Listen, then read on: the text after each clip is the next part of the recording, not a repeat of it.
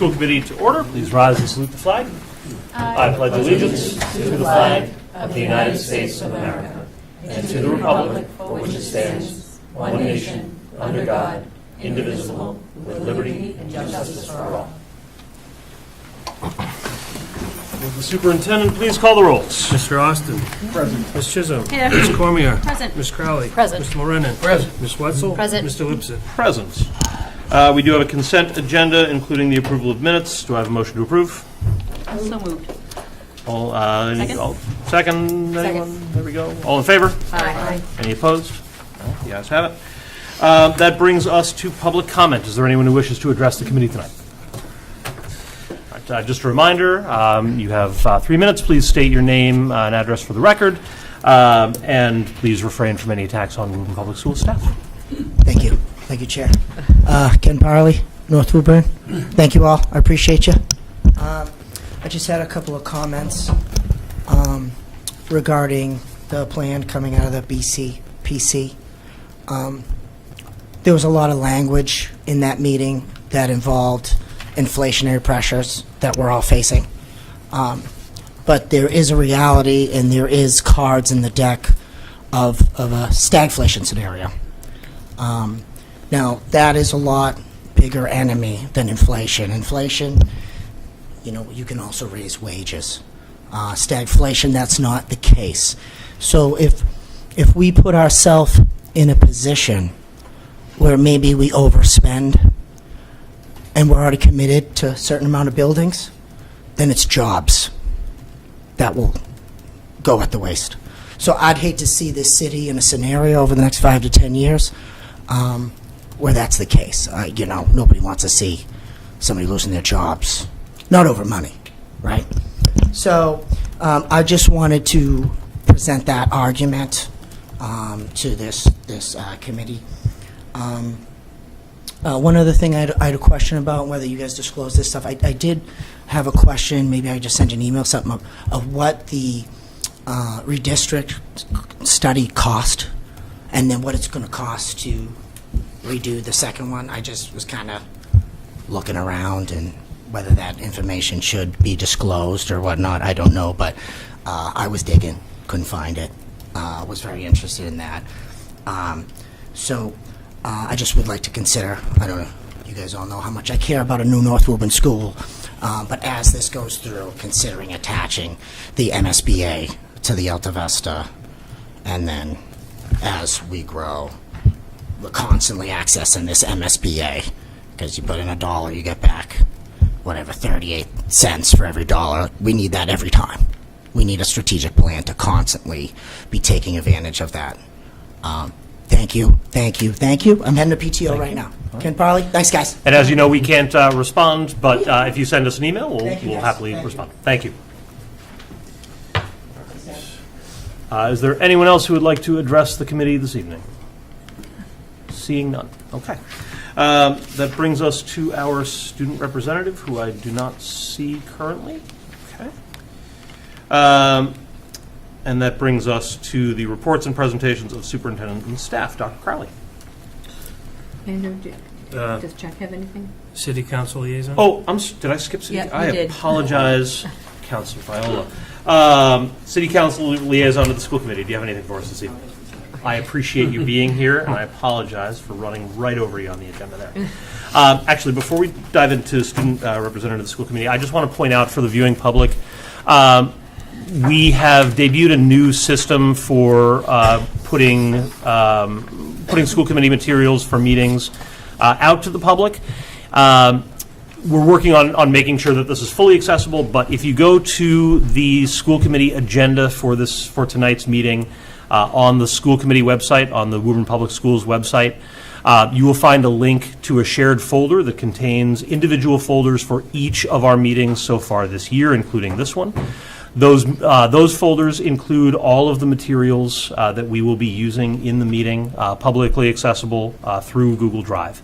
Those are shared folders. They are open to the public, and Dr. Crowley's putting it up on screen here. But all the materials that we will be using in our meetings will be available as of the meeting time and as much before as we can manage for each of our meetings going forward. So this, so as you're watching at home, I know sometimes the screen is not always easy to make out via YouTube or via cable.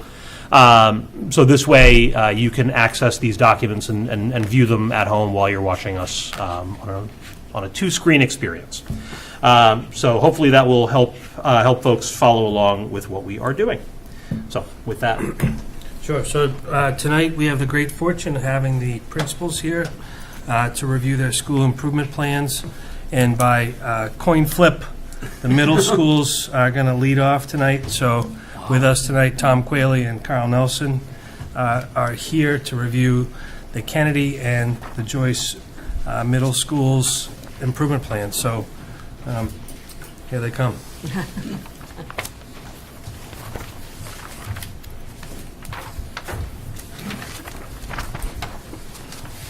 So actually, both the plans are identical. Do you have anything related? Just yours. There's the data on the second page. Okay. So yeah, it's very similar.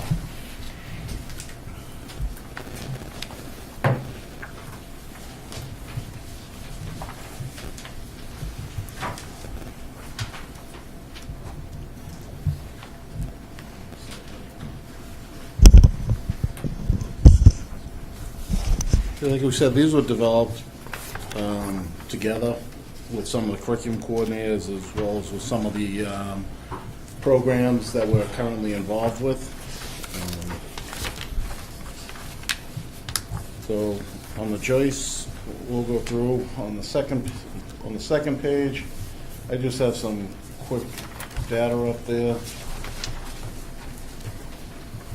Keep forgetting John Walls isn't with us, so I keep throwing it up there. Always paying attention. This doesn't look as good as on my paper. All right, so we'll just go to the goals. The data's kind of all convoluted on that slideshow. All right, so anyway, if we go to our first goal, you guys are following along in paper.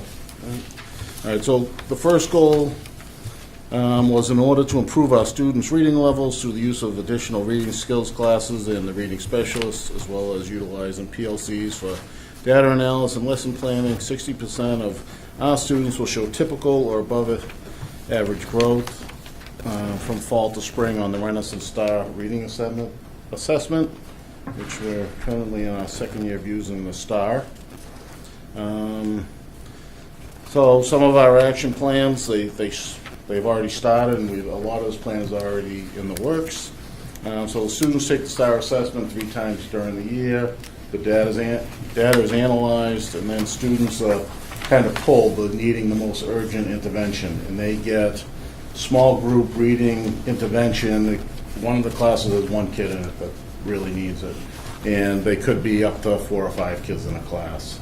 So there's small group targeting the students who need it the most in the urgent intervention area. We also have some, second half of the year, our reading skills teachers will be pulling kids who just missed meeting expectations in the MCAS. We're able to now use them to get those kids and try and get them over the top. Last year, the kids that went through that program, there was about 20 of them. They had a growth percentile of close to 60. Which was very good, getting the extra reading support. Then throughout the year, the data is discussed with teachers during the PLCs, and then the content teachers, they also take some of the recommendations from the STAR assessment. They cater their lessons to that and differentiating the instruction for the groups of students in their classes. So pretty much that's goal 1. Can I jump in real quick? Yep. One of the things about that goal as well, the students, that can change throughout the year who the reading specialist is going to meet with. So we gave the first assessment in September, we get the next one coming up in December. And so that may change. If we find kids who have maybe slipped and now they need intervention, they will then be scheduled to meet with that reading specialist. So The kids last can year, test out as well. yeah, some kids moved down back into the full inclusion reading class that the kids take for specials, and then some students went into the intervention area.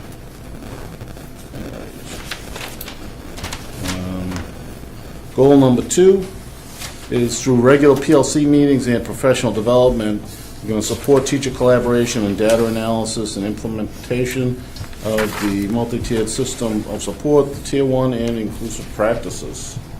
So the middle school, we were in this is, I think, our 3rd year participating in the Department of Ed Literacy Inclusive Instruction Academy, where both schools meet individually with Jen Quinn, who meets with the curriculum coordinators. We already met once this year. We got another one coming up very shortly, and we do walkthroughs. We walk through as the second week of school, so a lot was just looking for the environment in the classroom and looking for a solid, welcoming environment. And so, like I said, we'll meet throughout the year. We also will be doing some extra trainings throughout the year. I can't think of her name. What's the name?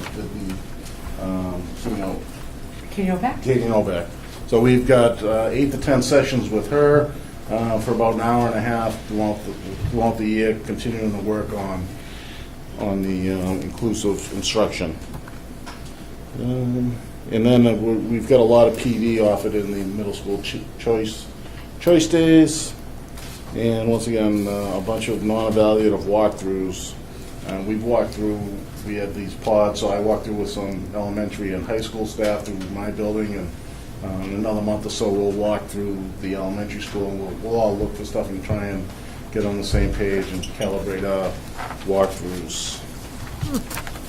Anything you want to add to this? I think pretty much we're doing all the same stuff on the last. Yeah, no, it's what you said. Perfect. Good job, Tom. Thoroughly. All right. School improvement goal 3. In consultation with the district leadership and curriculum leaders, we're going to plan and execute staff meetings, department meetings, and half-days to provide comprehensive training and professional development opportunities for all staff members involved in the multi-tiered systems of support implementation. So, again, we're getting all the training on this and getting it out for the staff, offering it up in the PD days for the middle school teachers. And the selections they have, so we had a choice day back in October, and it was really, really fantastic, the options that the teachers had to choose from for their professional development, just related all around different things that we have going on within our schools. So the teachers walked out of there really, really happy with the choices they had. All right, and the biggest thing, the addition, is the morphine magic, which is big at the middle school levels. Every week we have our announcements and nice sentences. You'll see them all over the school using the various prefixes and suffixes. Today was a big day. It was the first prefix of the year for the kids. Yes. You went. Mr. Charlie unlocks the door every day. But the kids, I actually hear the kids talking about it. I was outside my house on Halloween night, and middle school kids were walking through my neighborhood, and somebody said, what's the morpheme of the week? And I was shocked. And they were Kennedy kids in my neighborhood. It was funny to hear them talking about it at 8 o'clock at night, dressed up at Halloween costumes. But the kids really get into it and listen to it, and it's pretty good. Yeah. And the fourth goal is facilitate the integration of targeted language-rich, sheltered instruction practices across all subject areas to ensure equitable access to grade-level content and language development for multilingual learners. This came through the review that we had with Department of Ed last year. So we're working with the teachers. So like one of the actual steps is to define SWIRL, which is speaking, writing, reading, and listening. And sometimes you throw in interacting with that. And integrate academic discourse activities and strategies across content areas to promote language acquisition and comprehension amongst the multilingual learners. We're using software this year with the Elevation software. We're really using it more to its fullest. We've had it for a few years now. We tracked a lot of our language acquisition team meeting notes in there as well and set goals for the kids. So that software, the elevation, you can see exactly where everybody's at and the progress they're making. It's really, really great for the teachers to see, and as Tom said, we use it at our language acquisition team meetings when we meet monthly, and you can kind of really target kids that might be struggling and not where they need to be, and then you look at strategies that you can do for that child. And it tracks all their test scores for all the years that they've taken it, and you can see some kids really make huge jumps, and you get a couple that aren't making huge jumps, and then you start asking questions why and what can we do. And the software also has like can-do descriptors for the teachers, so the teachers can pull up any kid and say, oh, he's at a level 3.1, he should be able to do this. And it says exactly what they can do. Yeah. And all the expectations. Here's where they started the year. Here's where they should be at the end of the year. And here's where they need to reach if they're going to test out. All right, and that is it. No questions. The only other- I did have one more goal on my. I always like to throw non-education in there, and I did just put something about my food pantry on there because I think it's really important that we continue to help out families in the community. And we started the Candy Closet close to 20 years ago, and it's not just a food pantry anymore. It's clothes, it's backpacks, it's shoes. It's a huge area, and we're really proud of it because you see those kids coming in without a jacket, whatever it might be, and you're offered that assistance. And to be able to help out families over the weekends and on vacations is just huge. And it's a big group effort, and with the connection we have with the Food Link in Arlington to help us out. So I just think it's important that people know we have that, and we throw it out there for people to reach out to us if they need that support. And for anyone listening, we have the Choice Exchange, and both our closets will take any donations the community has Yep. for our students. Absolutely. Thank you both for that. I know how valuable that is to the community and to kids in need and families in need. Yeah. So thank you. Any questions for our middle school principals? I just had a small one. Are you tracking the amount of students that are accessing the food pantry? Are you taking any data on it? Just curious. We don't really have data. We have a master list of the guidance counselors. They check it out, and it'll say like how many times they come, and they'll reach out to kids who they haven't seen, and at least, do you guys need anything, or reach out to the guardians and parents at home and Yeah. check with them. And so much of it is also, I stand out back of the buses, drop the kids off in the morning, and you'll see kids coming in, or you see kids walking to school without a hat in the wintertime, without gloves, and it's just a quick question, hey, do you need anything? And they're on, yeah, I need something. Come with me, and off they go with some new gloves or whatever. Yeah. So, I only ask because I'm just curious as to what percentage of the schools are really struggling in those areas, just as a community. more than people probably information. realize. Yeah, that's what I expect, or suspect. And there are a lot of people that won't ask. Right. So if teachers overhear kids talking in the hallways, it may lead us to believe that they need help. Guidance will pull them aside and reach out to them as well. Wow. I'm sure that being proactive allows a lot of students to feel more comfortable asking for that help. So thank you for that. Yeah, thank you.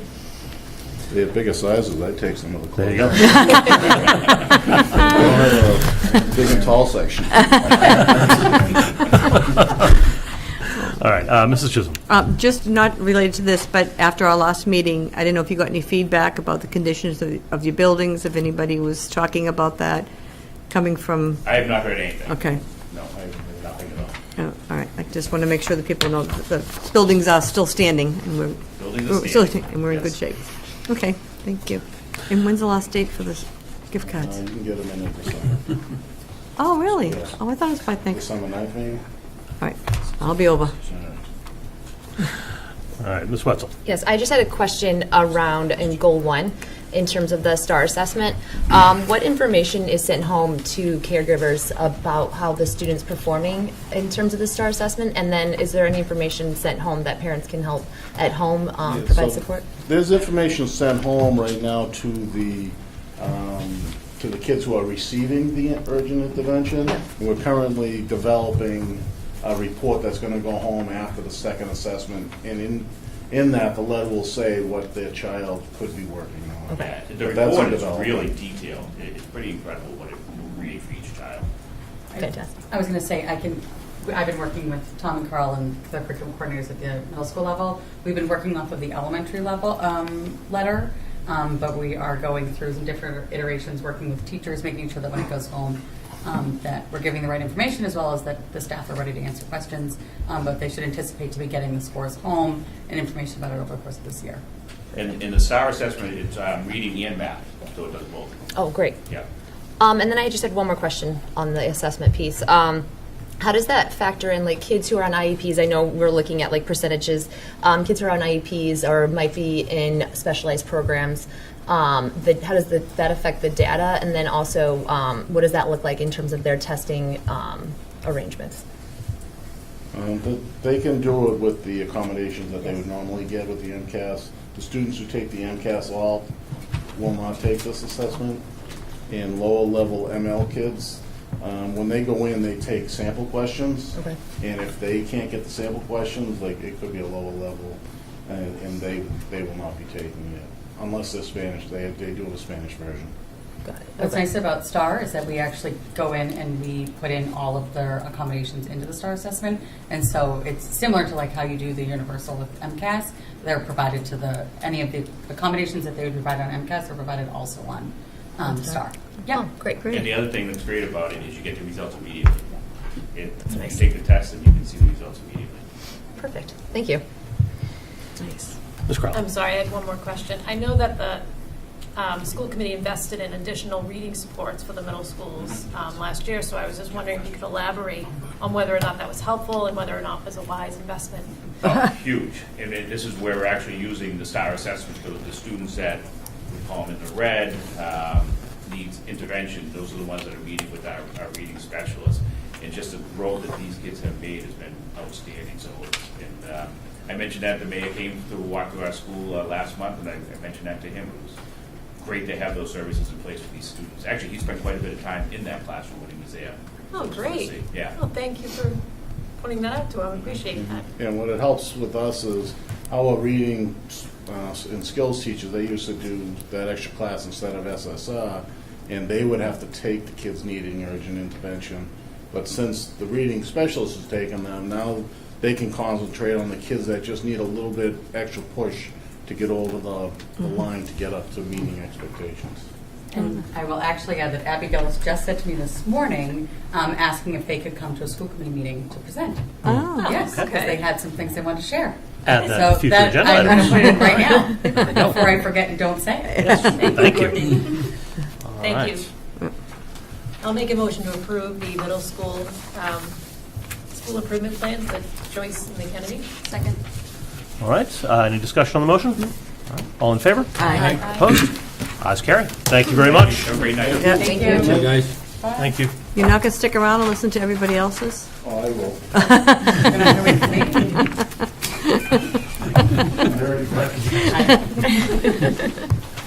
So next up is the Woburn Memorial High School principal.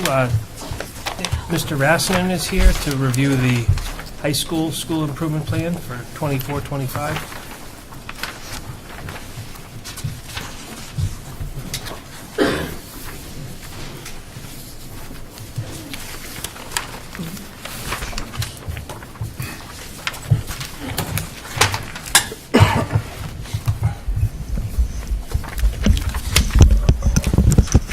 Everybody, Good evening. how are you? Doing all right? I feel so lonely up here. I'll move past You it. borrow an elementary school principal. They're preparing. So in talking through this process with our school council, and given last year's goals were pretty ambitious, I don't think anybody on the council felt comfortable in saying that, yes, job well done, we met our goals, we're going to just move on to something brand new. The point was also made that it's one of the things that I think in education is generally to be avoided, is that initiative fatigue of this year we're going to do this thing, next year we're going to do that thing. And so the point was made, which I thought was a good one, to build on and continue our goals from last year, expand on them, especially considering goal number 3 was a new bell schedule, which we don't have, so why wouldn't we continue to pursue that? And so what you're going to see here are just some updates to the goals that we started last year, some additional action steps, and different things that we want to try to implement along with those goals.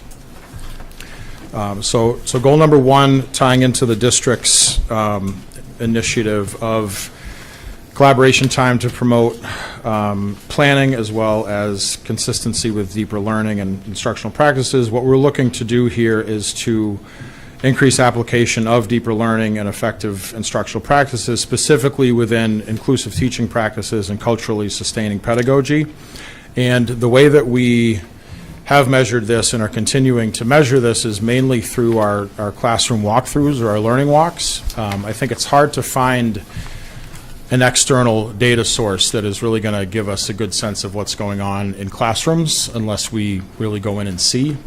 And so that's the basis of this. And the goal is just continuing to increase our effectiveness at building out these practices by the end of June, as setting a baseline now and then increasing that as the year goes on.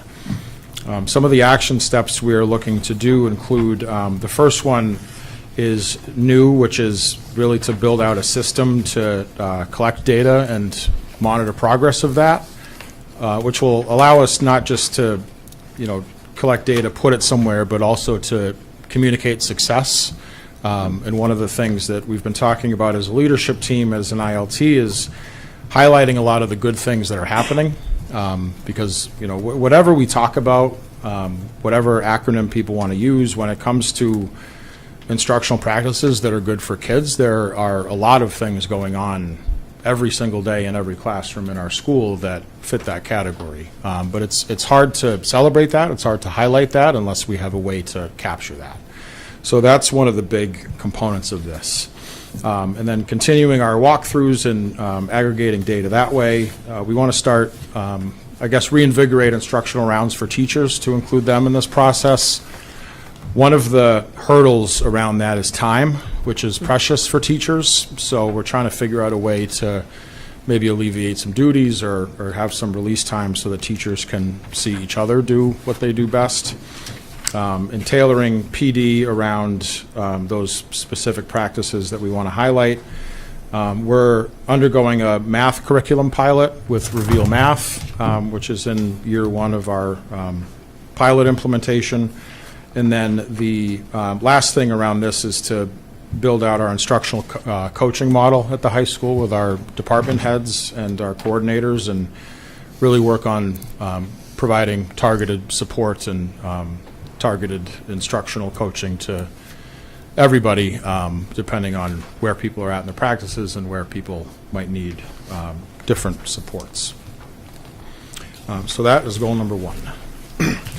Goal number 2 is around our MTSS system, specifically developing this system.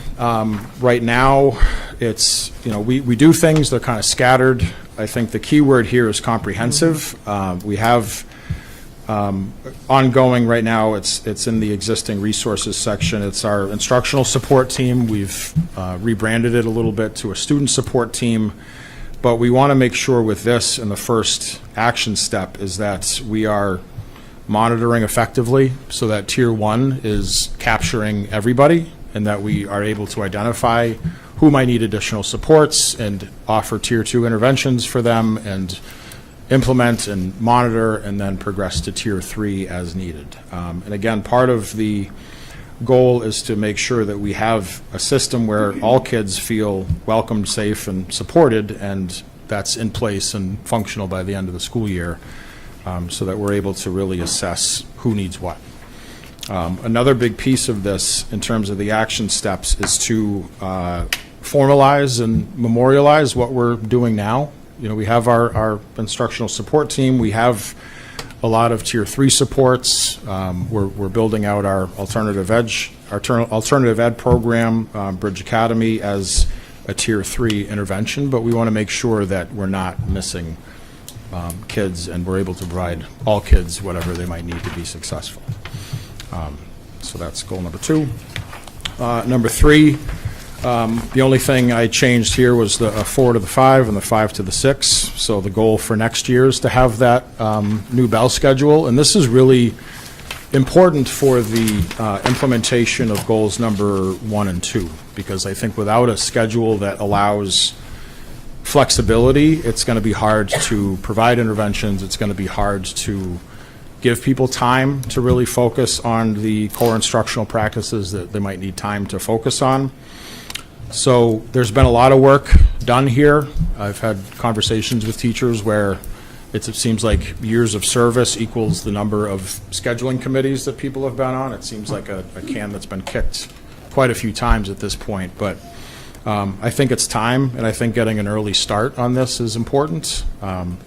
We have feedback from teachers that we got last year around some of the priorities around a schedule, and we're going to take the time this year to continue collaborating with the union around specifically the schedule this time, and making sure that language is clear. So if we do go with an intervention block, for example, that it's not a nebulous thing that people are going to be uncertain about, but it's really clear language and expectations are clear, and we want to make sure that we do it right and communicate to our school community what we're going to do, and have it ready to roll for next year. And that's going to allow us to, I think, make a lot of forward movement on goals 1 and 2 as well.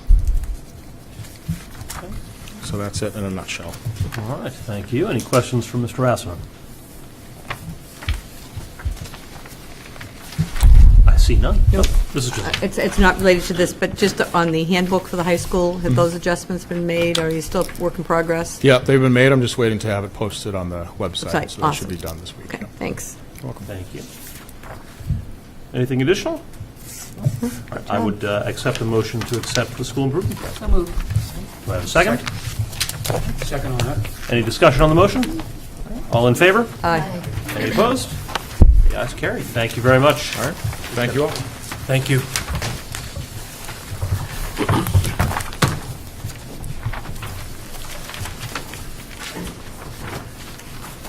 And so, at this time, the elementary principals are going to present their goals. They're going to come up, I think, en masse, but they're going to present 2 at a time.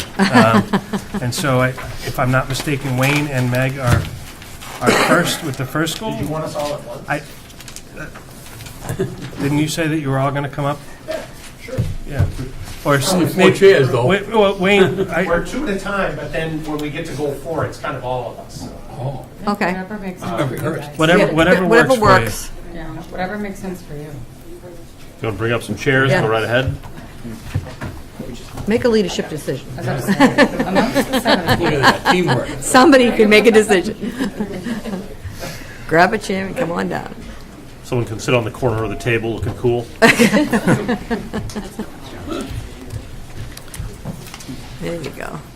And you can just pass the mic around. But I Boys on believe one it's side, girls on the other. It's just working out just perfect. Wayne Clark Shamrock Elementary School, the Shamrock Elementary School, and Meg Patrici at the Goodyear are going to do goal 1, if I'm not mistaken. Yes.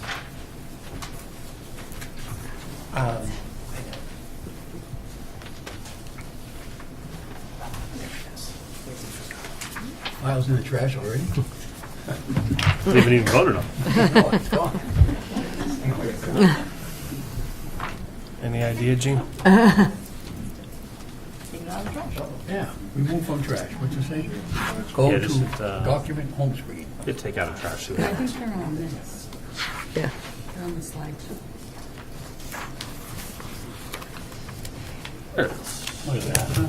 What do you got? Here we go. Oh, that's That's not it? Is that the wrong version? It's not you in pink? What I'm trying to figure out why yours is pink and yours is not. Gene, was there a slideshow that they sent to you? Oh, we were all pink.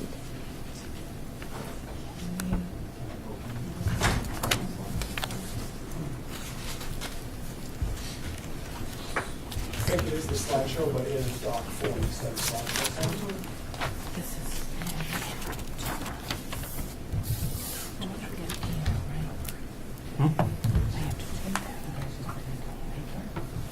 we're good, because we all have it. Yeah, we all have it, so you can present off the paper. Mr. Chair, would you like to consider a brief recess?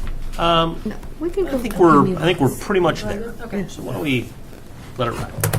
We could start chatting about how wonderful our schools are and, any upcoming events we want to push. The Shamrock School Craft Fair coming up. Coming up on Saturday. Come on down to the craft fair. Yeah. See? Turkey trot. Yep. Turkey trot. All sorts of turkey trottings. See? Get all your little plugs out there. There you go. Yeah. The craft fair this Saturday might be the most important. Yes. My sale's on Thursday, so. With the Bruins raffle, battle. 5th grade Bruins raffle. See you against Utah. Buy your tickets now. We'll rank all the events at the end in lieu of a vote. All right, that was okay. So, if we can go to the next slide. I'm not going to go through that, but basically, you've all seen our strategic plan, the 3 initiatives within the strategic plan, and our big push this year with the instructional framework and our core values. We could take a whole meeting to go over that slide, but that's the work we're doing every day is based on this. So everything you'll see from here on out feeds from our strategic plan and the frameworks. And that will take us to goal 1. All right, would you like to start? I won't do all the talking. Share the air. So the first goal is student learning, build tiered systems of support for the data-informed, comprehensive, and culturally and linguistically supportive. So the goal itself is by June 2025, our district comprehensive literacy plan, teachers will identify the elements needed in an effective MTSS based on class DIBELS assessments and progress monitoring. Teachers will strengthen Tier 1 instruction using the district curriculum and enact intensive Tier 2 supports within grade levels. The evidence will be in grade level specific, targeted increased percentages in DIBELS based on beginning of year data.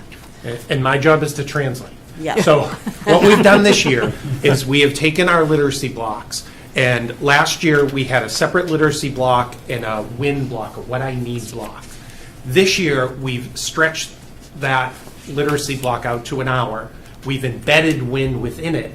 And on top of that, we've we have embedded our ML services within that. Our IEP services, the kids will still go out and get their support during that time.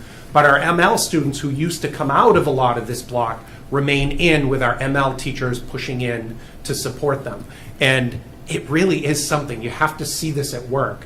The teacher is at the table as the queen of the classroom, as they should be, and their groups are rotating, and their rotations are all up on the board.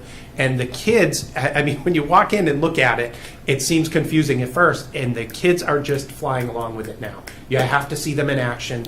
The teacher sits at the teacher table. They're doing 3, 4 targeted small group lessons with the students as they rotate in and out. Our interventionists, which are vital pieces of this, are now coming into the classroom and helping that classroom function. And it's exciting, it's amazing, it's a lot of things happening at once, but I guess the biggest thing is to come back to the impact of the budget last year. None of this could be done this well without the support we have, without the reading specialist and the content specialist and the interventionists especially.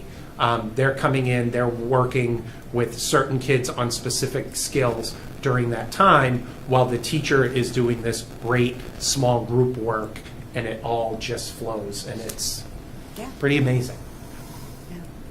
It's new to me, but I really love the collaborative effort because you're seeing our coaches actually get to coach and coach our teachers in the WIN block and outside of the WIN block, and utilizing our interventionists to, impact smaller groups versus having 26 in a classroom. You're down to 5 that have similar strengths and areas of growth, and so the interventionists are now given lesson plans by our coaches, and they're able to, present curriculum in a smaller setting, which it's pretty awesome if it could happen everywhere.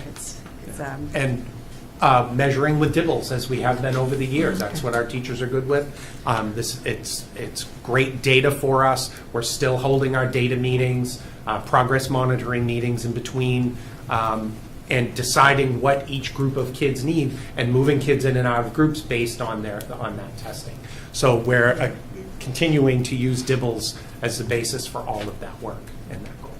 But the platform's agile, so it's nice when you have a kid that really strives, he can go up, or they can go up a level Yeah. internally. Nice added touch this year, and I'll give Mrs. Maloney credit on this. We used to set a goal. You don't see a percentage goal on there because we used to set a certain percentage goal, and we're working 6 schools together. And not only does that not make sense across 6 schools, but it doesn't make sense in each of our grade levels. Some of our grade levels have reached a pretty high level now, while others have a lot of work to do. So what we've done this year is we're having each grade level set their own targets, which is great. So if there's a group that needs greater growth, the teachers are setting those targets to reach. So it's better than trying to make one goal fit 6 schools, 7 schools. Sorry, Mr. Gallo. I was saying, which one are you not getting? All right, that's goal 1. Nice job. Anything else? No, perfectly said. So, goal 2. Do you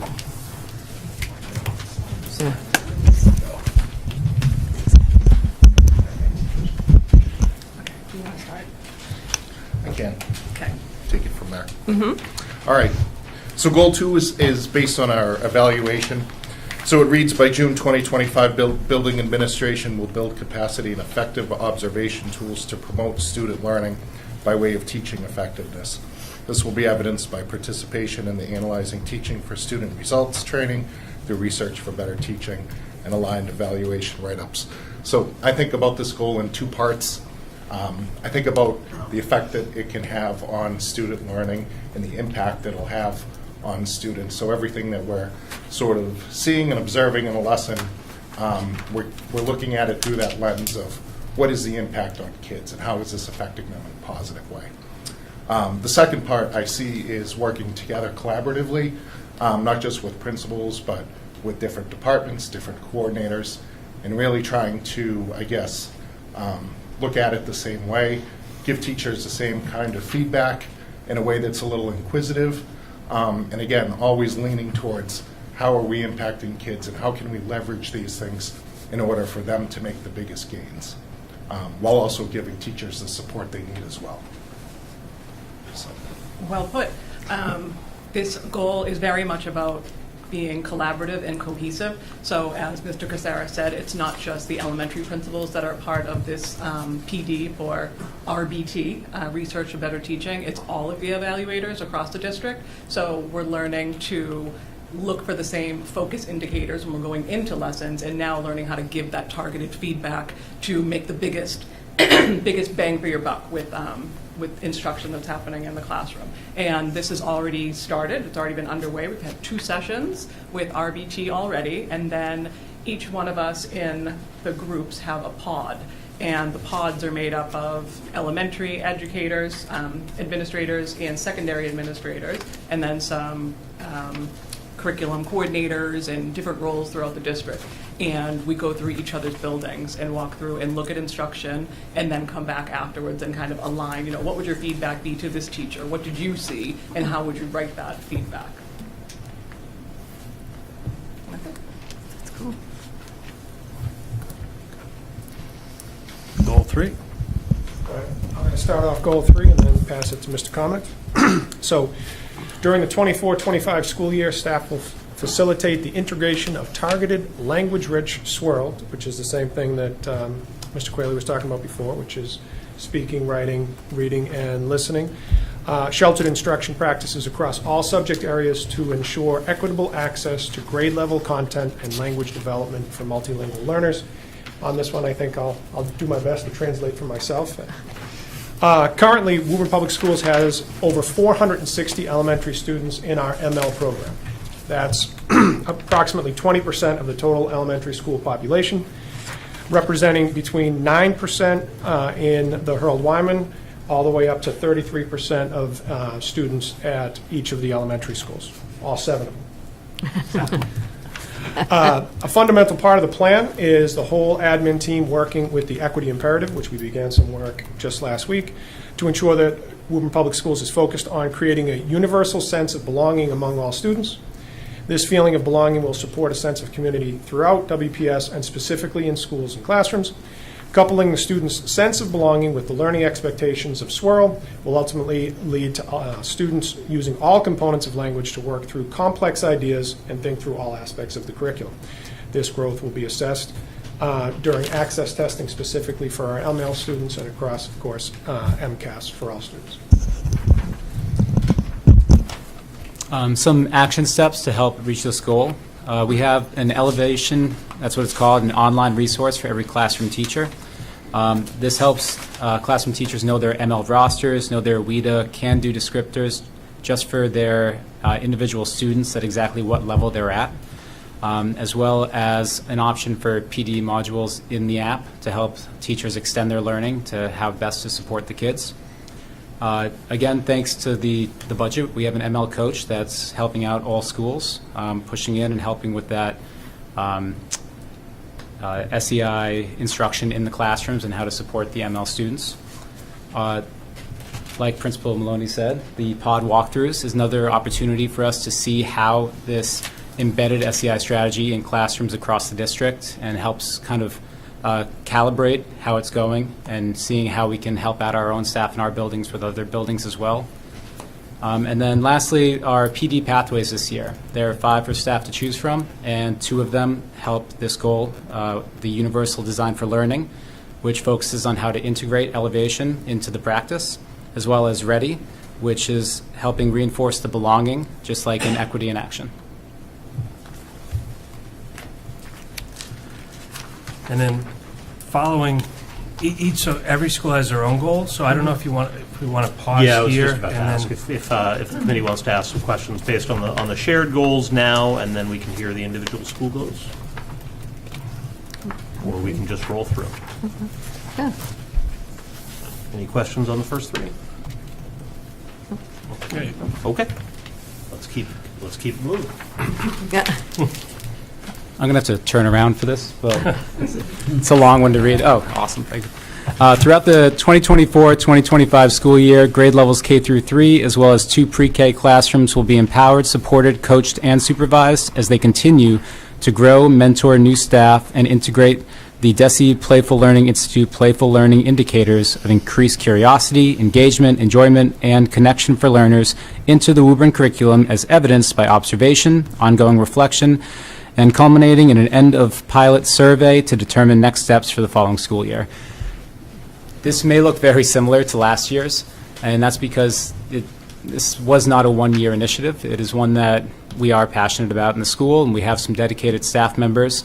The one twist from last year's goal to this year, to extend on it, is we are introducing new staff members. So our staff members who were trained last year are now becoming in-house mentors and helping teach the new staff the strategies, the PLI indicators, as well as we are no longer using the Boston science curriculum. We're now trying to implement PLI into our own Woburn curriculum.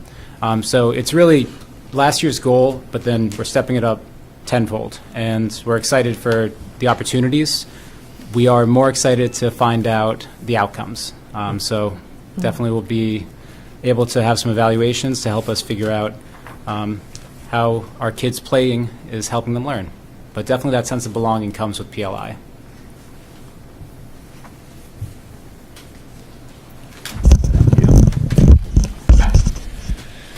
All right, at Malcolm White, much as Mr. Cominich just said, it's very similar to in the past, as this is an ongoing grant-funded program. So this is our SALT program. It's supporting additional learning time.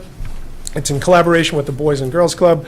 And as I just mentioned, it's a DESE 21st Century Learning Grant Program. So with funding from DESE, students in grades 1 through 5 are offered free after-school and summer, actually, enrichment programs linked to the state framework. Funding provided by DESE.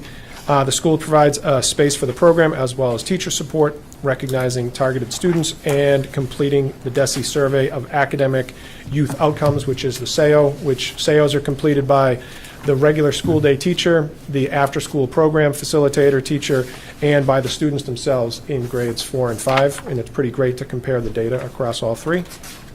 SALT program provides staff for the program, equipment and materials. The Boys and Girls Club provides an advisor and a community member to serve on the Malcolm White School Council. SALT has a strong focus on homework assistance and school skills support through fun, game, enrichment, and the arts, and it's Mondays through Thursdays for a couple of hours after school. It's a pretty great learning laboratory in many ways because, you know, it is a lot of regular Malcolm White during the day staff. It's exclusively Malcolm White students at this point. And, you know, trying different things in different ways is something that I'm constantly encouraging the teachers to go with. You know, something that you might not want to take the risk in the classroom during the school day. In the after school, it's a perfect opportunity to, you know, because the pressure's off, just try something out. If you can take that, learn from it, build on it, bring it into the school day, it's pretty excellent. And for the kids and for the families, it's great. No cost to the children, you know, familiar faces in a familiar place, but doing a different thing. It's a pretty great after school and, as I mentioned, summer program.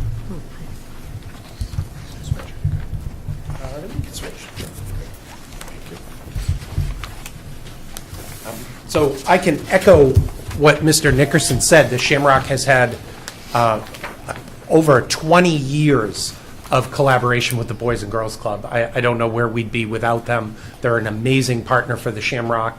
And in all those years, they have dedicated to provide free after-school programming for Shamrock students.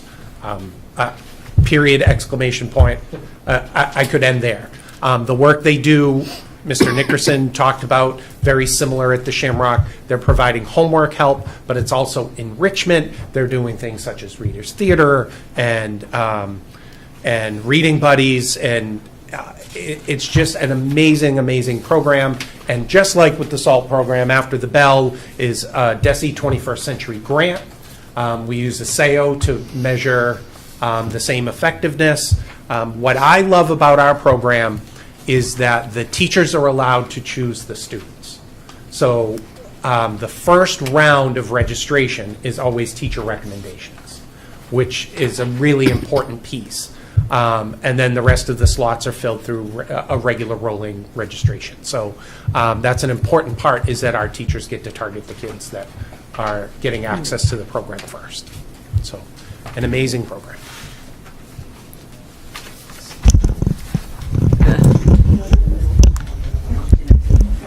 Okay. Harold Wyman's goal 4 is to increase the knowledge of responsive school discipline, and this goal came directly from the success that we saw with all of our teachers being trained in responsive classroom and wanting to build that positive school climate and continue that from the administration level when Mrs. Kent and I are involved with students as well. One of the nuances, or a couple nuances at Harold Wyman, is that we have 4 sections of classes in kindergarten through 2nd grade, which means that we not only share specialists with other buildings, but some of those classrooms have different specialists from the other sections. We also house the Rise 2 program, which our students rise to for reaching independence through structured environment, and we know that sometimes the expectations and sometimes the nuances of some issues that come up behaviorally need to be handled differently. So Mrs. Kent and I are working along with a couple of the other elementary assistant principals around the district on the responsive school discipline. One example that we saw of this, and just the connection from the classroom, responsive classroom, to the whole school, is that we had our Veterans Day program on Friday, and every classroom is equipped with a little chime bell. So I'm up at the podium and I hit that chime 2 times, and 425 paws are up in the air, and when paws are up, that means mouths are closed and eyes are on your speaker. And I commended the students for that, and so that is considered an oh yeah, and so all the students went back to their classrooms and they got, whether it's a marble for their marble jar or a star for their board, just to kind of increase that across the whole school.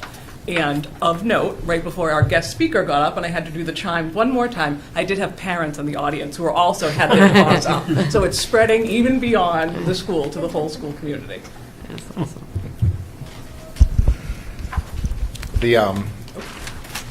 The Lynn Scott's goal this year is to once again open the assessment center. We had this open at the Goodyear 2 years ago, and it was really born of the question when we were taking in new students into the GAIN program. How could we maybe, instead of having them come and join a classroom immediately, especially for some of the kids who we might not know what their highest level of need is, whether it be academic or behavioral. What if we were able to open a classroom where we could assess them and then make a really thoughtful database decision on not only what placement would be best, but also what the IEP should look like and what types of services and accommodations do each individual student need. And so out of that, the assessment center came to be, and we take in kids, whether it be from the home school or from other schools in Woburn, and really the goal is to determine what is the best plan, what's the best way for this child to learn, what's the best way to teach, and what are the highest needs that we want to address at this time. And then from there, make a thoughtful placement decision. And at one point, I know sometimes kids can come into one school, and if we're not sure about where, what level of need they're at, we might consider one school placement or another school placement. This gives us more data to back it up and make a decision that benefits that family and that student. So the assessment center is open this year. It's new to the Linscott School, so a lot of the work that we're doing with our staff is just having ongoing discussions about what things look like, how we want to approach things, what things might be beneficial, what things might need to change a little bit.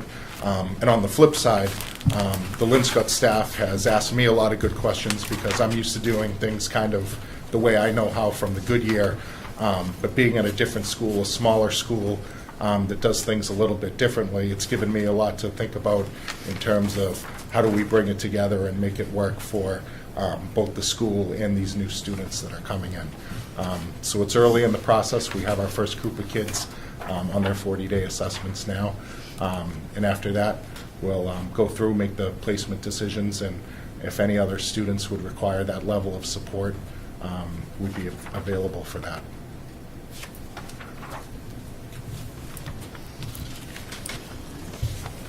So, Goodyear. Ms. Williams and I, our goal was on learning environment and systems and structures that support a positive learning environment. You can read on our goal here that by the end of the school year, we're anticipating and hoping that all staff have their engaged in either a new safety role, a new system and structure within their classroom, participate in a new duty in order to increase a better setting condition as they enter the school and as they exit the school and all the time in between. So with that said, a lot of our action items were around arrival and dismissal, recess and lunch procedures. We collaborate with law enforcement and health professionals to develop and deliver some training. We increased the safety care training certifications. With the district initiatives, we had Stop the Bleed. We changed our fire drill procedures with the fire department. We developed crisis folders. We, as I said, changed the staff duties so we can make sure that the students are supervised from when they enter the building and they're in the right state of mind to walk into the classroom and learn versus coming in fast and then taking 5 minutes to regather to learn. We increased communications with our stakeholders. We participated in CSTAG, I Love You Guys training, the safety care team we developed. We increased our staff capacity by making sure all our positions were fully staffed and the right people were in those positions.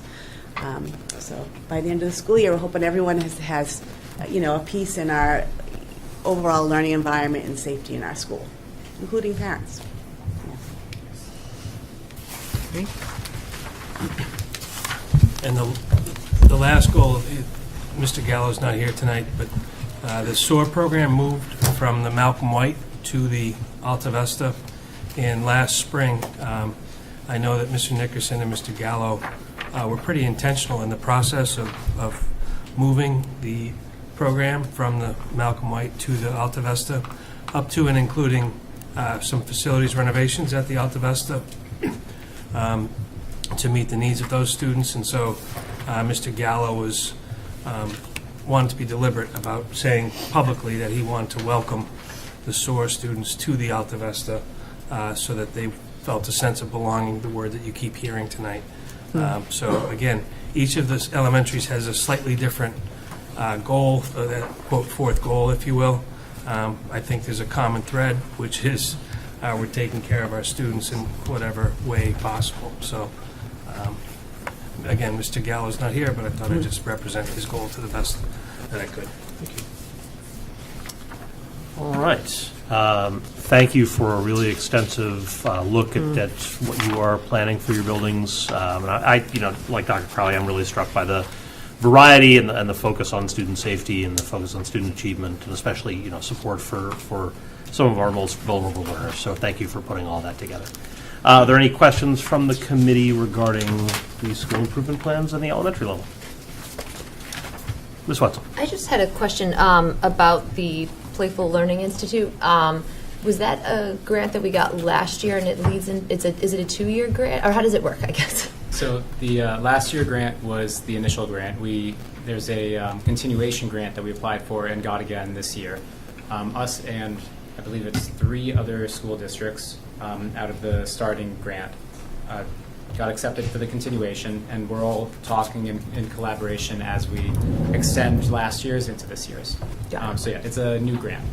And is it something, assuming it's going well, which it sounds like it is, that we can extend to other elementary schools in the district, as well as I noticed, I think it was not all grades are participating, just K through 3? Pre-K through 3. Yeah.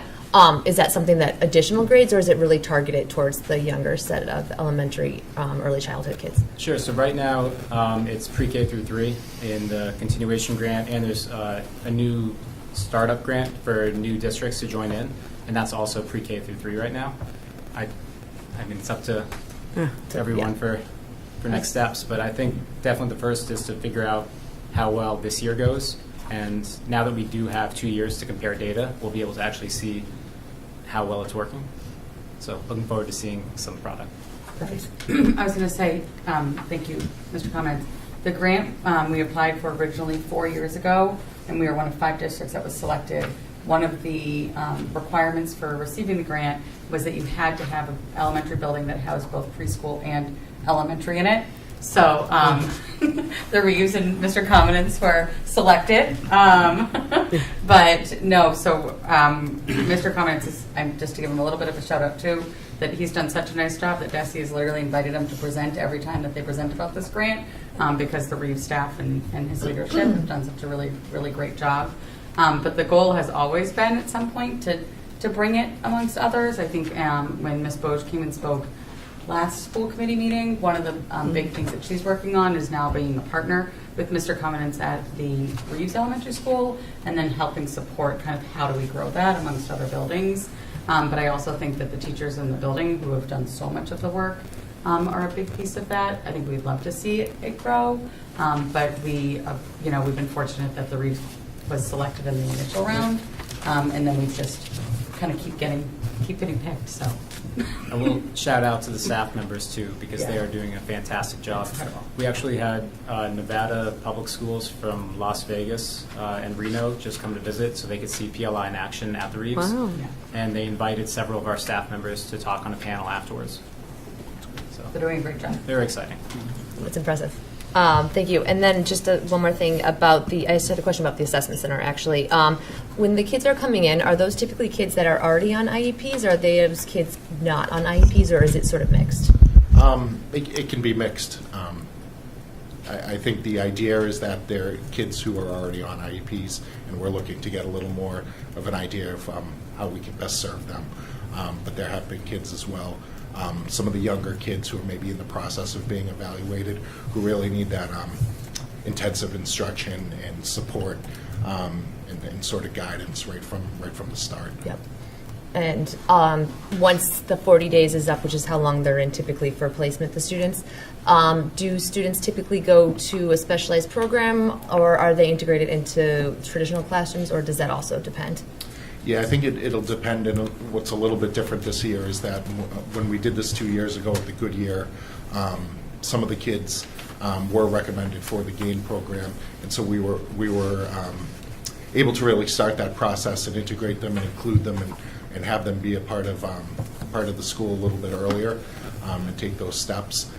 This year, with it being at a different location, we'll see sort of how that works out and what type of planning we need to do in order to do that. They may be recommended for their home school, or they may be recommended at a program at a different school. Great, thank you. Any additional questions? No? All right, seeing none, I would take a motion to approve the elementary school improvement plans. So moved. Second? Second. Any discussion on the motion? All in favor? Aye. Opposed?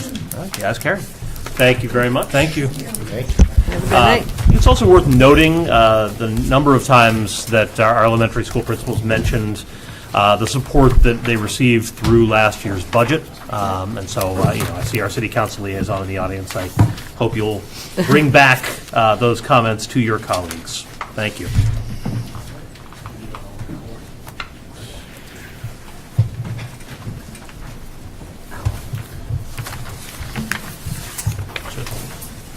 Gene, I think Courtney's presentation.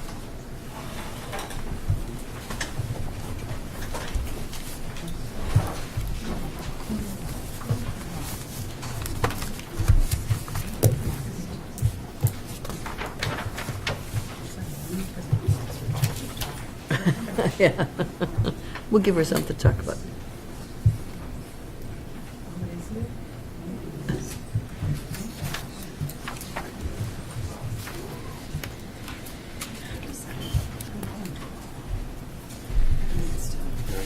Perfect, thanks. Thank you.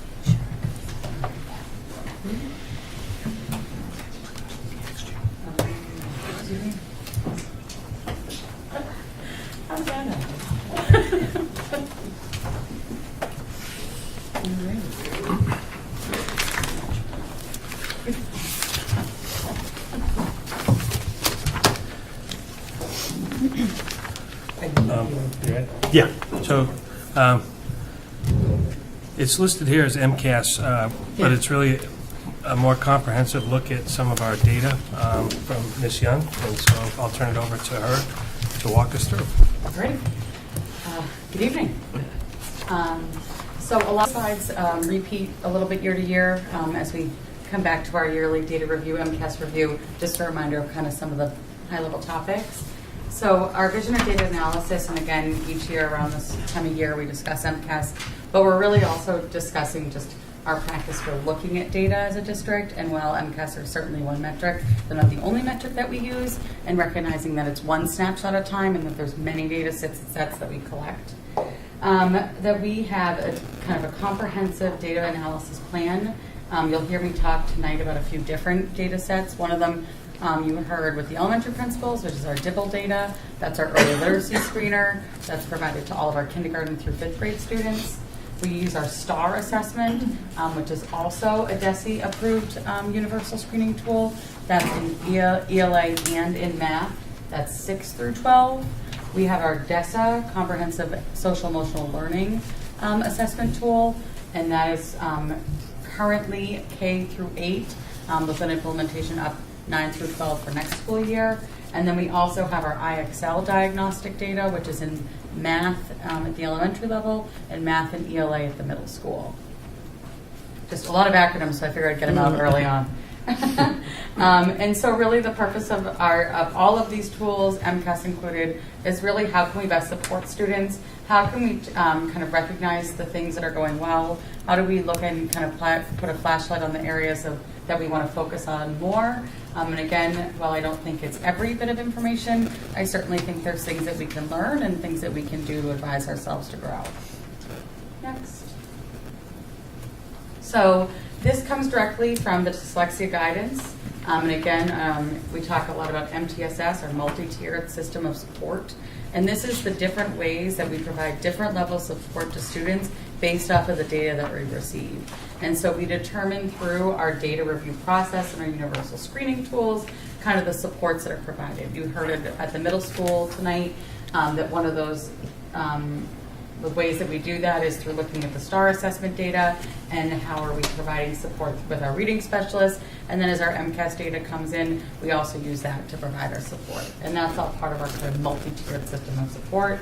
We're constantly looking at data, we're constantly readjusting practice, and making sure that what we're doing is showing that our students are making growth. And as we talked yesterday at our last meeting, it was not yesterday. As we talked at our last school committee meeting, that we looked at kind of all these things that we are doing, we're not necessarily going to see some of the outcomes in 1 year's time, that there are measures that we look at in cohorts of time, like we looked at our first grade data, which was really great, but recognizing that we're having to kind of follow cohorts and measure over time. And so I think that we'll look at the data with MCAS, kind of recognizing places where some of the things that we've put into place that we're seeing a lot of benefits, but also recognizing that we've put things into place and we're not necessarily going to see those things yet, but how are we monitoring that over time? Next. So just a reminder, Open Architects is one of the tools that we use, and every year we add more and more dashboards. And so we have kind of MCAS dashboards, we have student dashboards, we have attendance dashboards, we have enrollment dashboards. We're looking in kind of building out all these different ways that we can be taking different data sources and be connecting them together to make data really accessible. So if you go to the next slide, one of the things that we've launched this year are our teacher dashboards, which have all of the data that I talked about previously, as well as attendance data that's collected historically over time from year to year. And all of our educators can log in and get this data for the students that are in front of them. And the data automatically updates as we bring more data in. And as you can see, this is just as part of one of the newsletters that went out, just sharing kind of what this looked like and how they can access it. And so we've been working towards this for a while, and we've kind of had in silos places where we've launched, and we're excited that this year was the first year that we were able to really, everyone can log in and see the students that they're working with. They don't see all students, they just see the students that they directly work with. All right. So what does the process look like? Again, when looking through the slides from year to year, a lot of things stay the same. Some of the things that we do, but also an opportunity to kind of highlight kind of what this work looks like in the school district. All of our elementary principals, all of our principals have different instructional teams and different teacher leadership teams and department meetings and faculty meetings in which they're bringing data and MCAS data, and they're talking about it at the building-based level. And then in preparation for our conversation that we'll have this evening around data, I have an opportunity to meet with instructional leadership teams at each of our levels. So I meet with the high school instructional leadership team, which has coordinators and department heads of all the departments at the high school, our middle school instructional leadership team, which also has our middle school leadership and coordinators, and then all of our elementary principals. And one of the things that we really make sure that we're doing is that we're using, and I recognized here, kind of data dialogue protocols. And so we're looking at things in a really observational based, and we try really hard to not make a lot of kind of judgments and questions quickly, and really kind of without bias be looking at it with an equity lens. And so as I talk about the data tonight, there are some conclusions I can draw and some conclusions that I can't. And this is really reflected from a kind of a larger cohort of individuals. And it's helpful because they notice things that I would not necessarily notice, and things that I'll be able to share tonight because of their help and support along the way. I'm going to attempt to tell a story.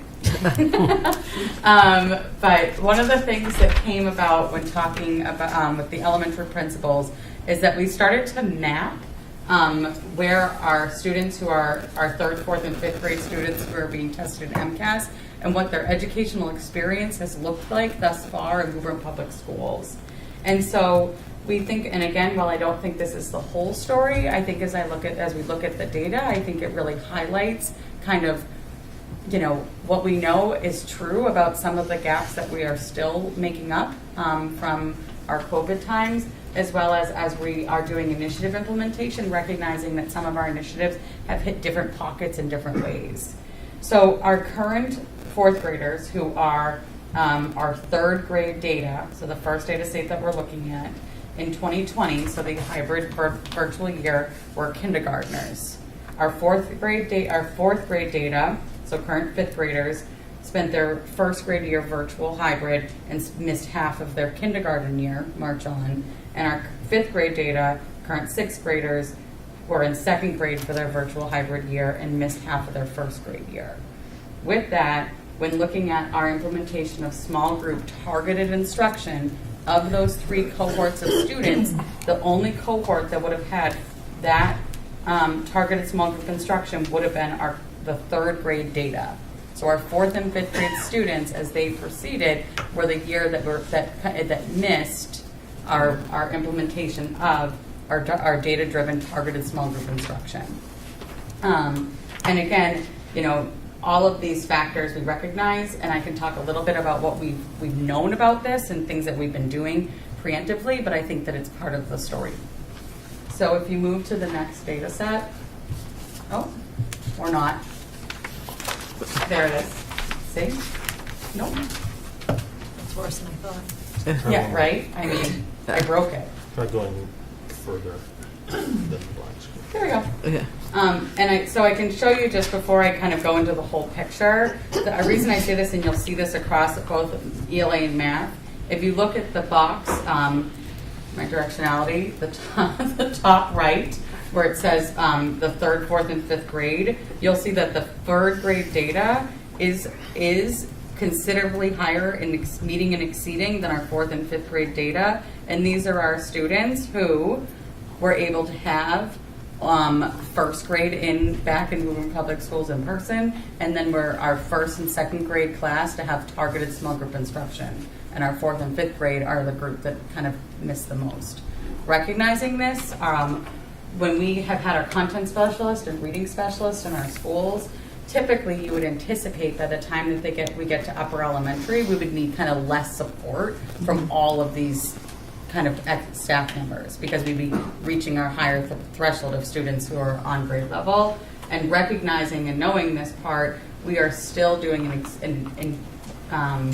a lot of targeted support from all of our kind of reading specialist team, especially in our fourth and fifth grades, and really getting our group sizes as small as possible, recognizing that these are the groups that kind of missed a little more of this along the way.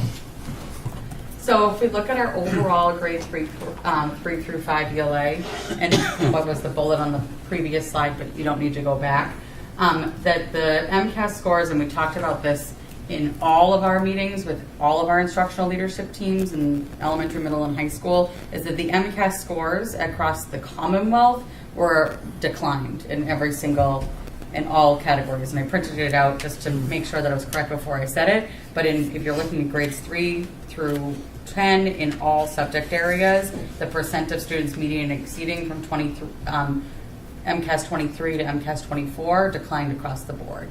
And I say that because I think that what you'll see across the board for the most part is that our scores align relatively with the state average.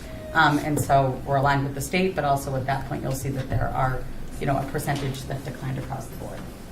And so again, if you're looking in the top corner, 38% of our students in grades 3 through 5 on ELA met or exceeded expectations, and the state average was 39%. Below what I had pulled, instead of pulling the percent or the student scores, you're looking at the student's growth percentile. And so what you can see there with the chart is that our average growth is that of the average growth of all students across the Commonwealth in grades 3, 4, 5 in ELA. And the chart, the right on the bottom, is just showing you this number, kind of students' performance from year to year. So the gray bar, which is the 43%, are students who, what their score was in previous years, so looking at your fourth and fifth graders, what were their scores their previous year, and did they change? 43% of our students had the same score from year to year, 7% of our students increased, and 14% of our students decreased. And no students decreased by 2, meaning we had no students who were exceeding expectations 2 years ago, or a year ago, and are now partially meeting. So nobody jumped 2. All right.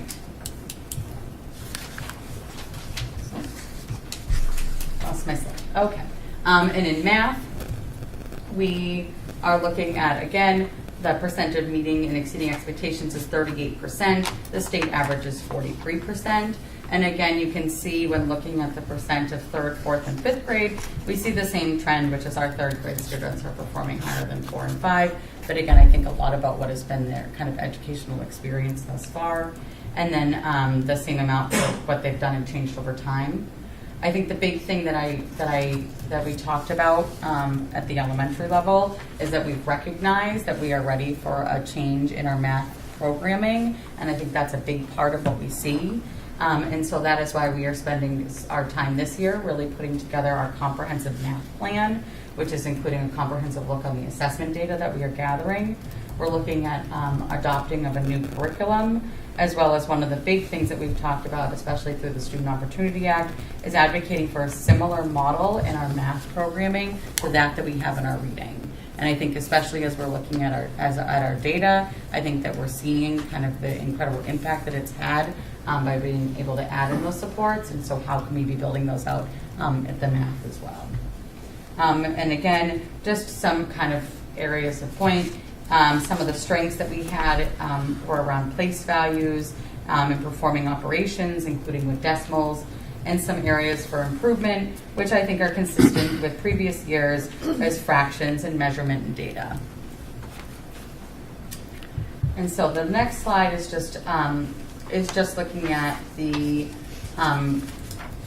categories. And so if you look at the bottom, we're looking at ELA categories. So we're looking at reading, language, and the essay. The blue is our scores, and the gray is that compared to the MCAS state average. And I brought that up just to show that in ELA, we're really consistent in terms of the categories and the percentages and how we're scoring along that of our peers across the Commonwealth. But that in math, again, really kind of advocating for the fact that we are ready for a math change at the elementary schools. We're not as aligned with the state average, and I think, again, that's something that we know, which is why we are looking to invest and are fortunate to have the support to invest in math programming at the elementary level. And next, we have our 5th grade science data. And we are at 49% of our students meeting and exceeding, and that is above the state average of 45%. And we are looking at physical science, matter, energy, and waves for all areas in which we far exceeded the state. And the area actually that I was kind of surprised about, but again, it could maybe speak to when it was taught and kind of what education has looked like the past 2 years, was that the area in which we performed the least against the state was the water cycle, which was funny because I feel like I see the water cycle everywhere. So I have to expect that it had to be something that fell along the ways of when it came up. But we will remember that for next year. Alrighty. So when we really talk about, again, it's that MCAS is one piece of a puzzle of a much larger conversation. And what are the things at the elementary level that we are doing to be addressing kind of these areas of need? And one thing I talked about is how we're supporting, especially in the 5th grade and in the 4th grade, around kind of targeting small group instruction. But a big thing that we talked about at the elementary level during the school improvement plans was just how we're really looking at the schedule for students in each of our buildings to ensure that students are not kind of getting one thing and missing out on another, and how are we making sure that students are having time with their classroom teacher and meeting with their multilingual learner teacher, or with their special education teacher and with their classroom teacher, and not kind of getting one or the other. And I think that really kind of ensuring that students in the schedule, which is certainly a lot of collaboration, is really kind of ensuring that we are targeting students and kind of ensuring that they have access to all the supports that we have. We've been prioritizing that our multilingual learners' time with classroom instruction is higher for our higher level MLs. So we're really looking at ensuring that our multilingual learners who are in levels 3 and 4 are able to spend time in the classroom and being exposed to kind of the rigorous academic language of their peers, and then really thinking about how do we ensure that we prioritize our newcomer students are getting that time with the ML teachers. And again, it's not a perfect science, but it's an effort that's being made. We are looking at more efficient cohort planning. Ms. Ryan spoke about this when we talked about the comprehensive literacy plan last week, but really looking at how we are matching and grouping students, especially tier 3 students, to be receiving kind of instruction with peers that have the same level of need. We have done a tremendous amount of work to train any staff that wish to be trained in Wilson. We have many staff that have done the 3-day. Ms. Ryan is sending another cohort through the Wilson Level 1. We not only have Tier 3 staff who are Wilson trained, but we also train a lot of our general educators. We have ongoing literacy trainings throughout the district.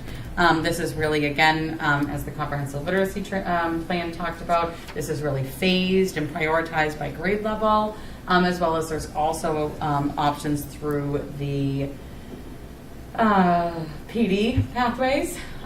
We've talked a lot tonight about budgeting and hiring, and really the work that we did to ensure that we had the staffing models and staffing structures to provide the level of tiered support for all of our students. We've had a great amount of luck, and we're continuing this work. I got a screenshot, I believe, from Ms. Caldwell, the Director of Multilingual Learners, about another cohort that we just got accepted into our dual certification program. So, for example, the Malcolm White Elementary School that has our largest population of multilingual learners, we've had 11 staff members who have become ESL certified. So meaning that as students are in the general education classroom, because now their classroom teacher has an ESL certification, that counts as part towards their ESL instruction. And so it's incredible that we've had so many educators who have opted into this. Through a grant, we're able to pay for their MTELs as well as their training for it, but this dual certification has been a huge part of it. And then again, I won't go too much into it, but of course, all of the work of the comprehensive literacy plan is working towards helping close these gaps, as well as development of our comprehensive math plan. So just as a reminder, our accountability data, which is really what we're talking about with MCAS, is that accountability data looks at student achievement, it looks at growth percentiles, and then the last factor that it always contributes, that it always counts towards it as well, is attendance. And I say that as we look at it just because it is a part of kind of the metrics that's used as a piece of this puzzle. And the principals are able to monitor this daily. This is also on teacher dashboards. And really the only trend I can give you is that where students are more likely to be here on Tuesdays and Wednesdays than Mondays and Fridays. Which I don't think is news. Alrighty. So, and I like that Halloween is the lowest attended day as well. Yeah. Again, shocking. Yeah. I would think the day after. Alrighty. I know. I don't know which one's harder. Yeah. They both feel hard. Alrighty. So we're looking at our grades 6, 7, and 8 ELA. Again, we're looking at 33% of our students. Oh, I'm in math. Yep. I know. I'm reading to you the right one, but I am looking at the wrong one. There I am. 33% of our students are meeting and exceeding expectations, which below the state average of 39%.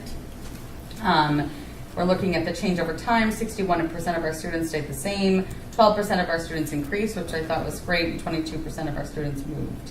I think that what we'll see across the board, really 6 through 8, 9, our high school scores, as well as what the trend that we saw at the elementary level, is that the writing portion is what is the part that tends to be the lowest part of the score, and that our conventions and our vocabulary is our highest level.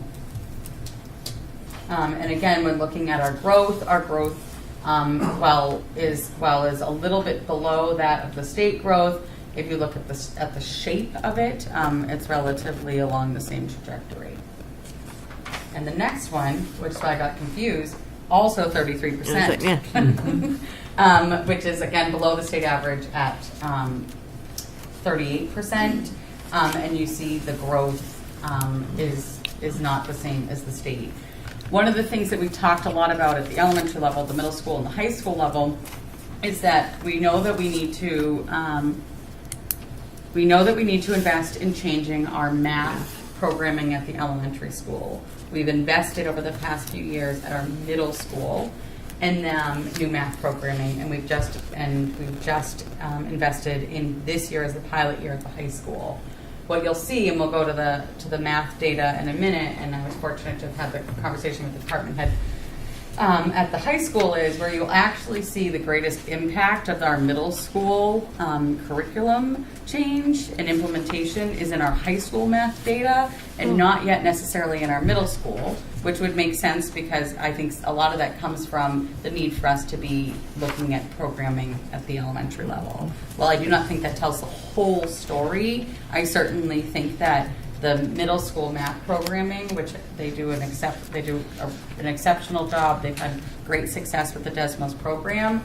Is that kind of their success is not necessarily seen at the scores in front of them, but it's absolutely seen at the scores at the high school, because if you look at the standards that we've improved on so much over the past year, is that there are so much of that is the 8th grade standards. And so really I want to kind of point to that space that I think that the growth that we'll look at the high school is also really a tribute to the impact that the middle school has had in the math programming. And so, yeah, that shape really just, that one's an actual, looks like a roller coaster. And again, our science scores, 33% of our students are meeting and exceeding, which is below the average of 39%. Our earth science scores are a strength, and our life science scores are an area for growth. And again, looking at our middle school dashboard on the next page, you'll see our attendance is a piece of that work. They didn't talk about it this evening, but Mr. Creeley and Mr. Nelson spent a great deal of time working with their staff around chronic absenteeism and a lot of different programmings that they do to increase engagement. And again, that this is something that is certainly a part of the work that they do and working with students for that piece of it. And so action steps, a lot of them were talked about tonight with our 2 middle school principals. But we've invested, we talk a lot about at the elementary level, but we've done a lot to invest also in really building out our multi-tiered system support at our middle schools. We have our WIN block at both of our 6th grades. We're piloting the WIN block at the Joyce 7th grade this year due to scheduling. And so we're really looking at how we can increase that MTSS structure, as well as our reading specialists have been a tremendous asset. The reading specialists are really the group, and one of the reasons they've asked to come and share. The more human instruction, the cross-disciplinary, so the ability for students to be seeing language across all of our subject areas is really the work that they've put into this. They do a lot of the prep work, they do a lot of the planning work, and they really help to kind of coach and support all educators to see kind of how language exists in our math, science, social studies, world language courses. We are again, Ms. Crayley talked about our MCAS math and reading skills, the STAR assessment. We talked a little bit tonight about PLCs and that the work that they do in terms of looking at instruction. We have our middle school ILT, and then we participate in our DESE tiered literacy and inclusive practice academy. Again, all of these are looking to address gaps in learning. And so our 9-10 ELA, 56% of our students meeting and exceeding, slightly below the state average at 57%. You'll see that language is a strength. We've performed higher than the average of the state. And again, something that is consistent across the board is the writing piece. We had a lot of conversations during our high school ILT around writing. I think we've seen the power of when we're able to make things cross-disciplinary, and we've talked a lot about ways that we can be kind of leveraging the need for writing cross-departmental as part of our support of really recognizing that our writing scores are a space for us to improve. Ms. Young, I'm sorry, I'm just noticing the 2 graphs seem to be ending at different points. The line graph on this is ending at 2023 and the bar graph 2024. Yes.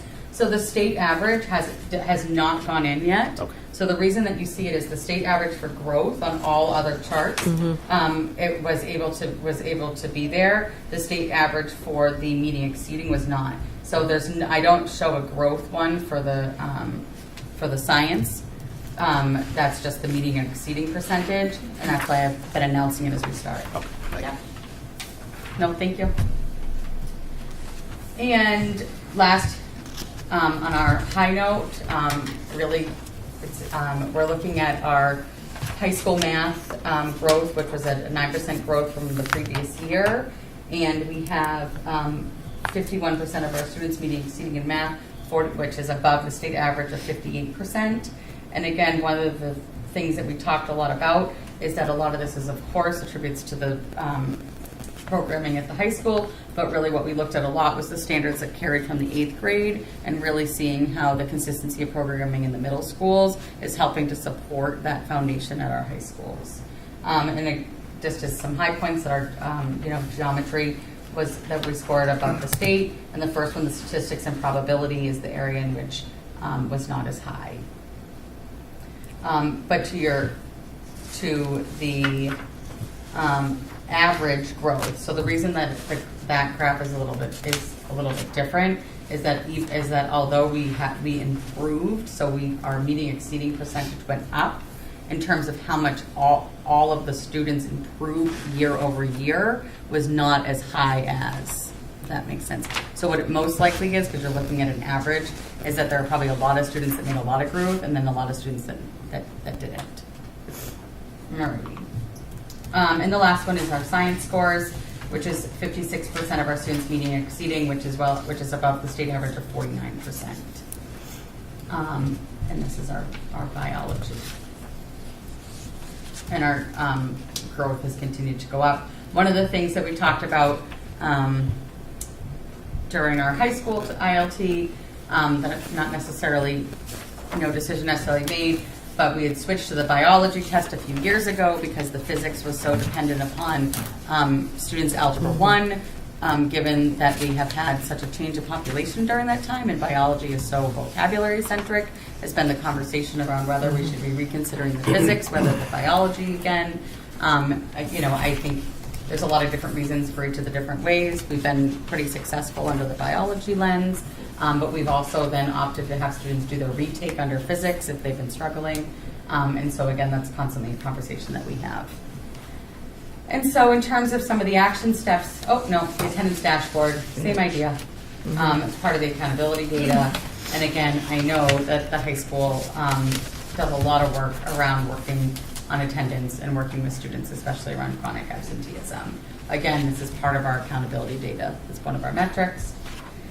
And some of the action steps have been scheduling to include more common planning time and content areas, our department head position that has an emphasis on coaching, really looking at universal design for learning and aligning that across all of our professional learning opportunities, the instructional leadership team meeting weekly to discuss instructional priorities, our foundation courses redesigned to serve as a standards-based double dose for students, an investment in curriculum, our math curriculum at high school, and really looking at the inclusion model to ensure a robust Tier 1 instructional offerings. And if you go to the next slide, you'll see again, because I love to put it on the screen, it's just a reminder that everything that we are doing is really working towards our core values, and that while this is certainly a metric that we use and something that we look at, that there's many factors that we use in designing the instructional priorities of our district, which are all aligned here. And I think the next slide just does cover this. All right, thank you very much.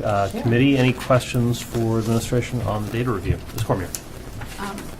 The one in the Dropbox, maybe I'm looking at the wrong one, just didn't have those last two with your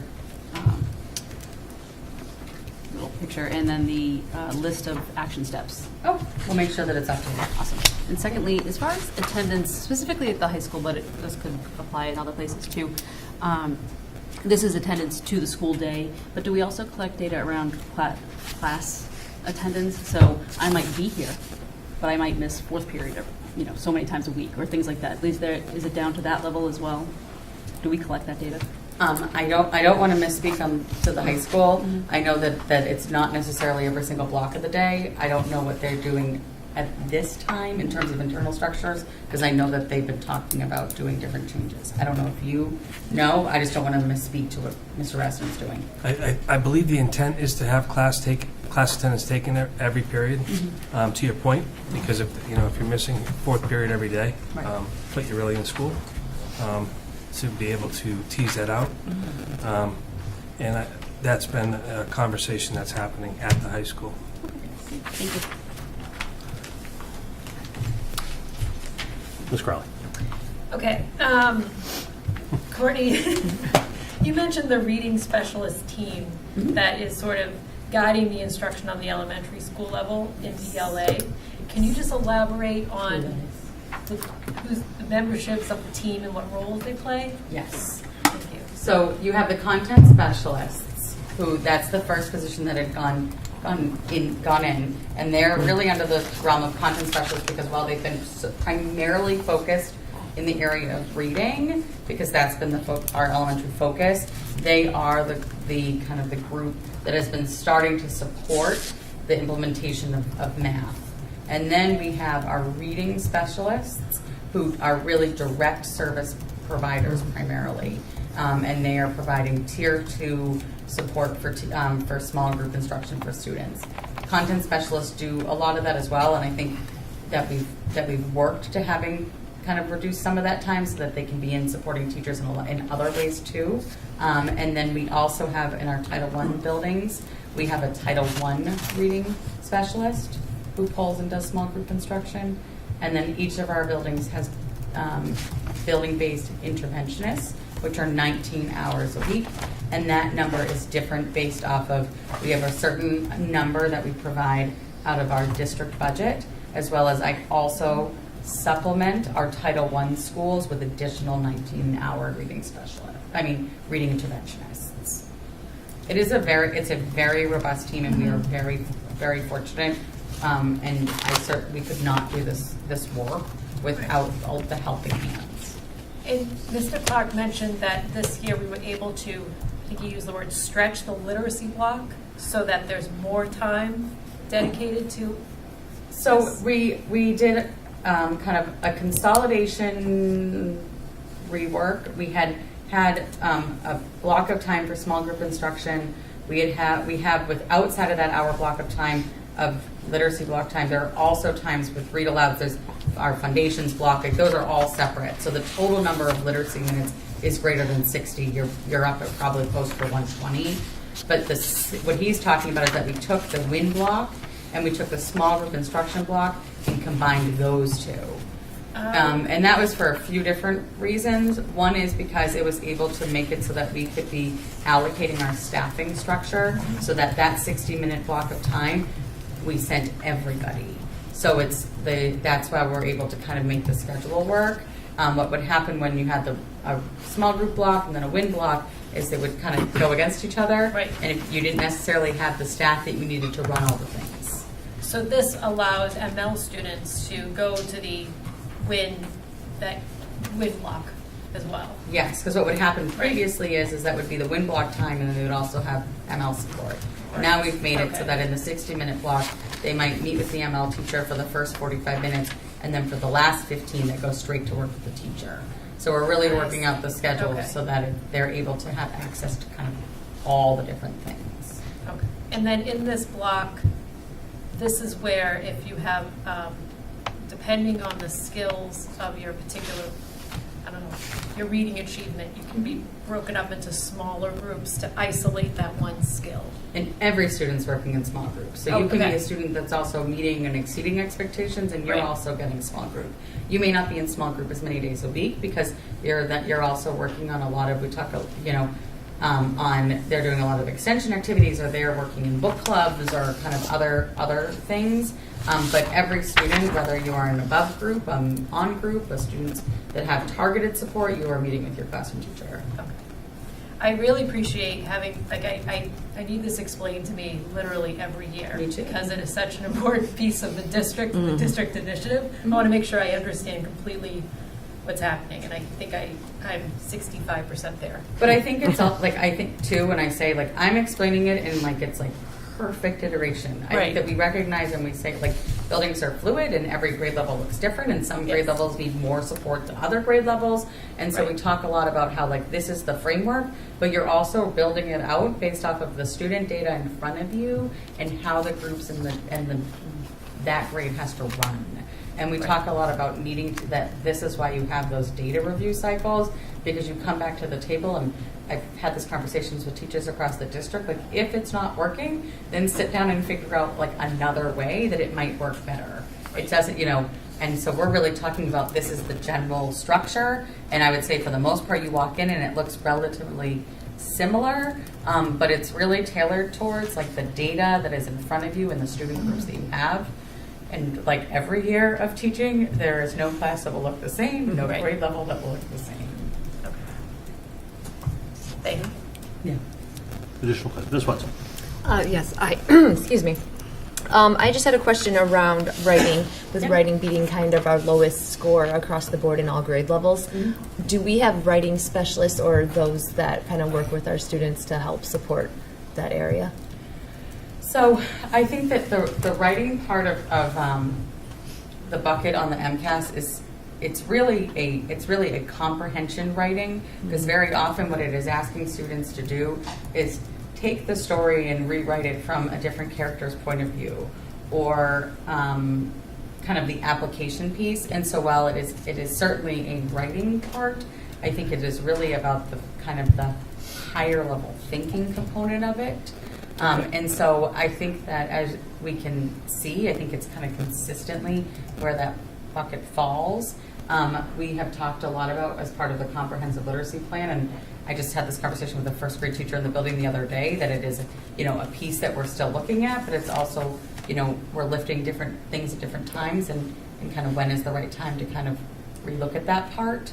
But in terms of kind of the writing component, it's embedded in everything that we do. It's writing's embedded in the science curriculum. Writing is embedded in the writing about reading that they do with the stories that they're reading. It's happening at all times. Yeah. I think to kind of dig into why the score is what it is.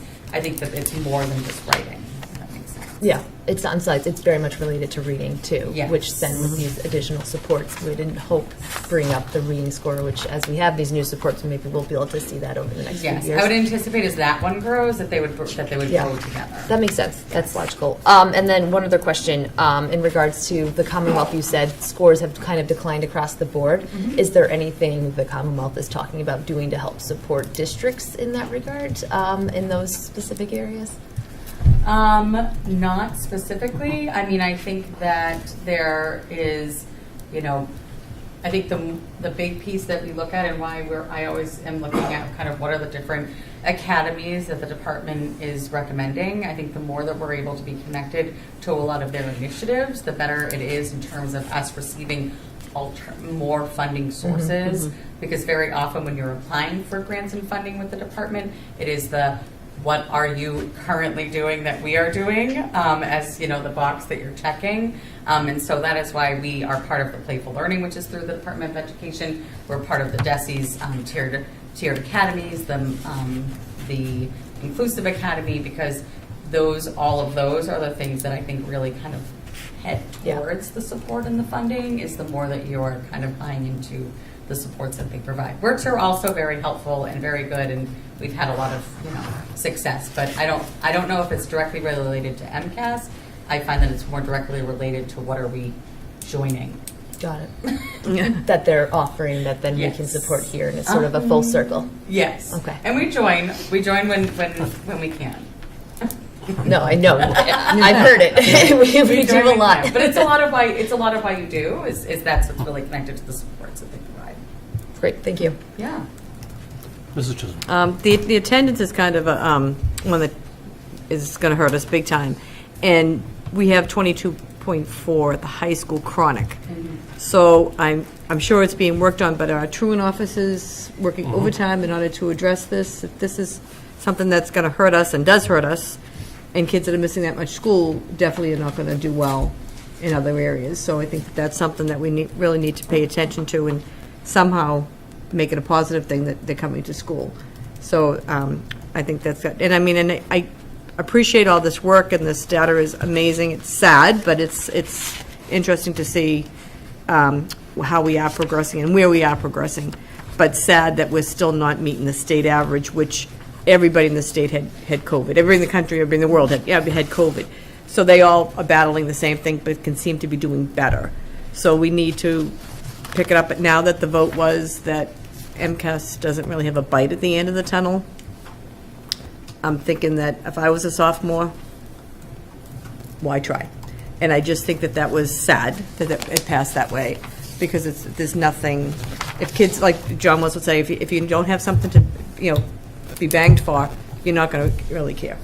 And I just think that there'll be a chronic, because people are already saying, so why are we even going to do it? Because if it doesn't mean anything, then we shouldn't even put our kids through this and spend as much time as we do. I mean, I think that it's a good learning tool that we can see where we need to increase things, and that helps us even when we present to the city council, because when we see that our students need extra help in certain areas, it gives us an opportunity to add teaching staff or help staff or support staff.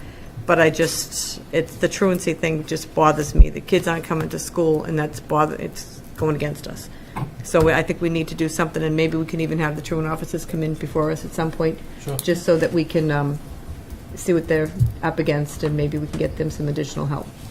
So just a point of clarification as it relates to the chronic absenteeism. That's 10% or more absence for year to date. Right. So, however, we've had, say, 50 days of school, so students that are absent more than 5 days count towards that. Yeah. Which is still a lot, though. Oh, yeah. No, it is. Yeah. But I just... Yeah. Because, I mean, at the elementary, it's like 14.2. And so it's the older kids get, the less they're coming to school. So I think that we need to figure out what's missing. Okay. Thank you. Any additional questions on the data review? Sorry. Yeah, this one's I'm sorry. I didn't mean to talk out of turn. A question on chronic absence. So it's 10% of however many days you've been in school. And is an absence, is that defined as, say, you're sick, you bring a teacher's note in, or a doctor's note? Is that the same absence as, I have no doctor's note, I just missed a day, but I'm back? It's the same absence. It is the same. Okay. Yeah, you're out of school. Yeah, so if we have a kid in the hospital, that they're absent. Got it. Okay, thank you. Okay. Any additional questions? All right. So that brings us to redistricting updates. Yeah. So one topic after another time. Here we go. So I'm just going to, I don't have a slide deck or anything. I'm just going to provide an update to the committee, maybe answer any questions that you might have. One of the items that I did put into your packet at the request of a committee member previously was current enrollment. And so as of November 1st, our enrollment in the Woburn Public Schools total was 4,545 students, and that's an increase of 53 students from June. And so that's the comparison that I used the end of last year to this year. And the school with the biggest number of increase is the high school. They have over 30 new students enrolled, 32 as of November 1st.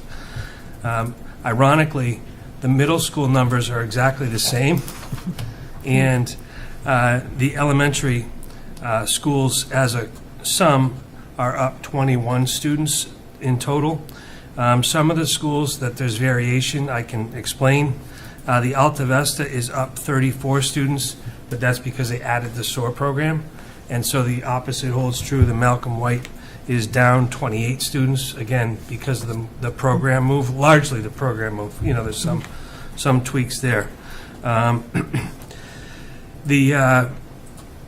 The pre-K numbers are included on the chart that you have in front of you. At the Reeves, there's 139 pre-K, and at the Shamrock, 37. Those numbers, as Maureen is quick to point out, are probably the lowest that it will be, because as students age in, those numbers go up over the course of the year. And so the I think it's a positive that people are continuing to enroll in the Woburn Public Schools, but it doesn't solve our issue of capacity, specifically at 3 schools, which led to last spring and then this fall conversation relative to redistricting. The Harold Wyman, Ms. Maloney alluded to it earlier.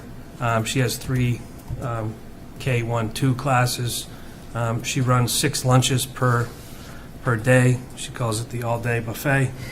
But it actually, it's preferable because it's less students in the cafeteria, but it's more management of students having lunch. But as a whole, the Harold Wyman is up 5 students, so it's not a significant number, but they're still sharing classrooms. It's still not, it's a new school, and they're already at capacity. The Goodyear is down 2 students, so that, again, isn't statistically significant, but staff are sharing a lot of space together. The classrooms are covered. We were able to, because the assessment center moved over to the Linscott, you heard that tonight.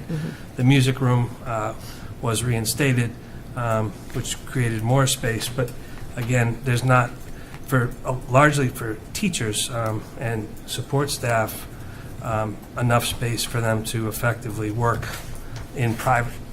And then the Malcolm White, it's down 28, as I just indicated, in large part because of the SOAR program. In touring there a couple different times this year with different people and speaking with Mr. Nickerson, he is at capacity. He alluded to it tonight. 33% of the students at the Malcolm White are EL students or ML students, and so he has different rooms set up for the ML support that the students need. And if the trend that he's seen over the past few years of enrollment in January occurs, he's going to be up over 100% capacity. So again, those 3 schools really are affected by the growth, the enrollment here in the Woburn Public Schools. The other schools are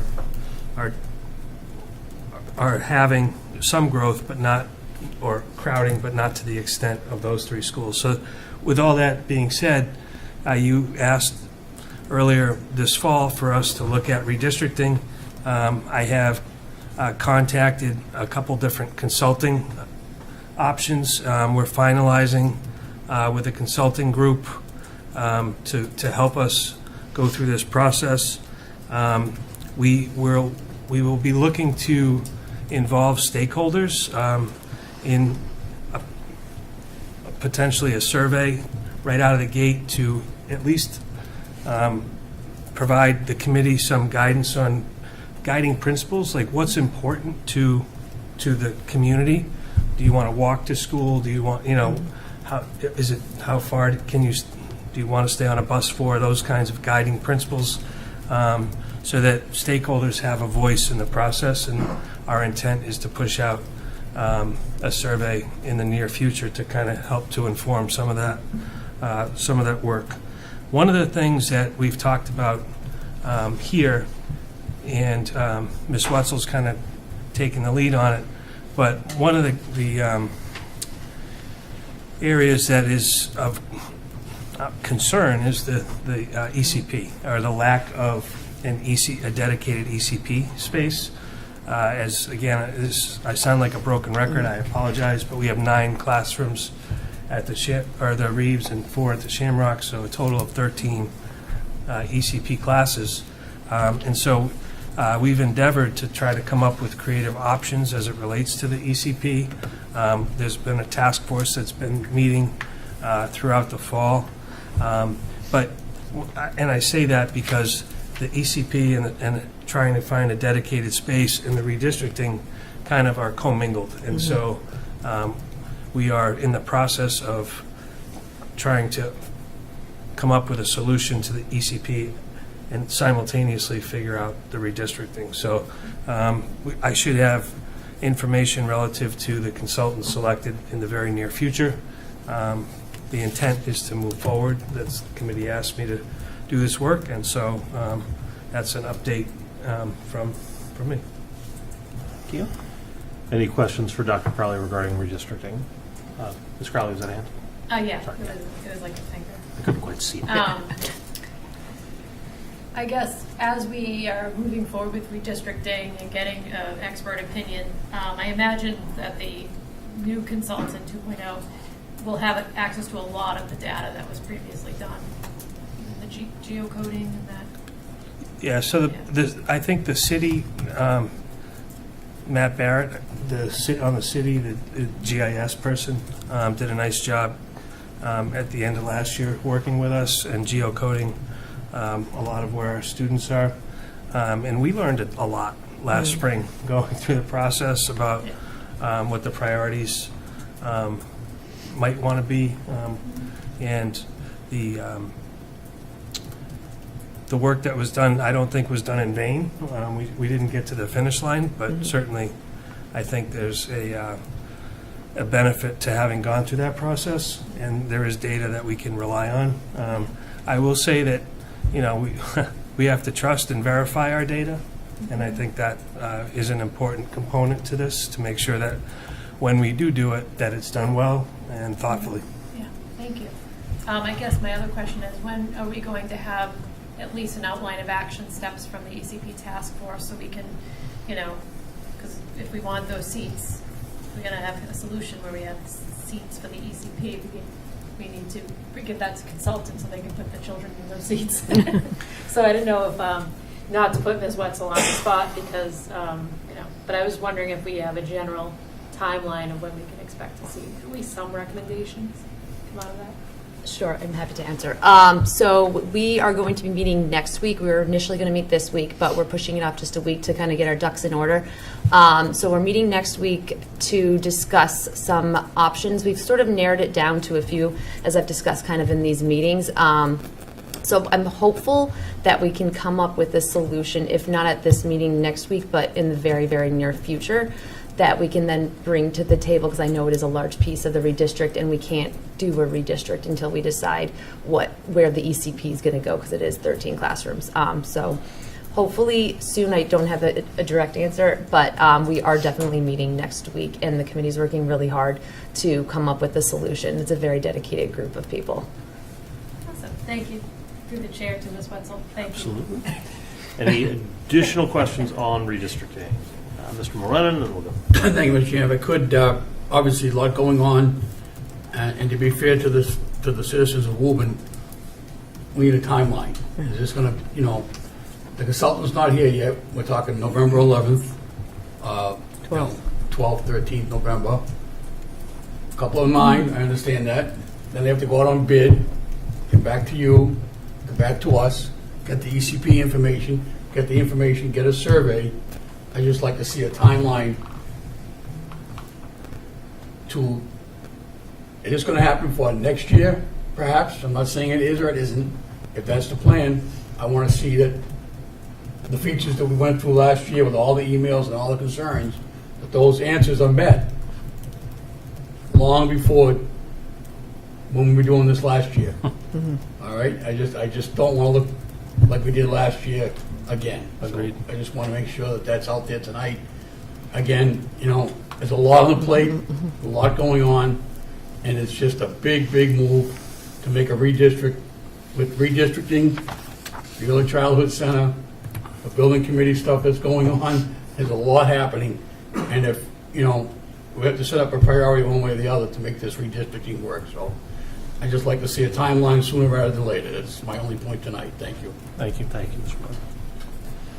Ms. Wetzel, go ahead. Yeah, I do agree. I think the timeline is important, but I do think a lot of the work we did last year will be very helpful as we're looking ahead to this year. And it is November, you're absolutely right, but we do have many months, and it looks like we've almost identified a consultant, and hopefully they can use some of the information. We have the new maps, which I think is wonderful, and I love the idea of involving stakeholders in a survey, or even if we can have like some town halls or something where we can get people involved and engaged, because I know that was something that we heard last year. So I'm happy to hear that we're looking into that. And is there anything as a committee we can do to help with the stakeholder involvement to the administration? I'm sure there will be, absolutely. I think once we identify a consultant, there will be a lot of work that everybody is involved in. Great. Well, we're here to work, Yeah. so thank you. Any additional questions regarding redistricting? Okay. Tough question. Yeah, sorry, Mr. Ross. I feel like we asked this question before, excuse me, but Dr. Crowley, like, what do you think is your comfort as far as time? Excuse me. I have talked to individuals from different communities, and they mentioned maybe a year or two. I know before we was facing like months. Like I'm just curious to think, what are your thoughts on what's the comfort level for you? It's a good question. I don't know if that's a question you want to answer, but No, so I'm going to answer you as honestly as I can. I want to do this correctly, right? And so I feel like last spring we were trying to do it. We did quite a bit of work to in a quick amount of time. I think to whoever, just like the lack of community engagement was something that came up quite a bit. The consultant folks indicate that they can work with us and have things within 6 months to go from start to finish. I think, again, one of the things that I worry about is rushing it and then not having having to do it again in a couple of years if we don't do it well. And so the other part that I would tell you is the preschool question is a real question, because if we don't come up with a solution to the preschool, we can redistrict, but then we're going to have to redistrict again at some point, in my opinion. And so I think it's better to try to go slow to go fast to get it right.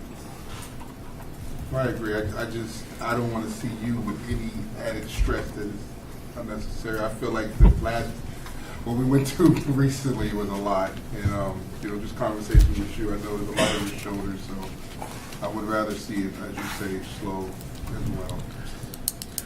But slow but Has to get urgent. done, yeah. I mean, it's kind of this We have an issue. this double-edged sword. Yes. Kids only have 1/3 grade, so we want to make sure that they have the best third grade experience that they can. So, Yeah, I just want to remind everyone that we saw what happened last time when we moved too quickly. So I'm always going to speak on haste makes waste, so let's be mindful of that. Thank you.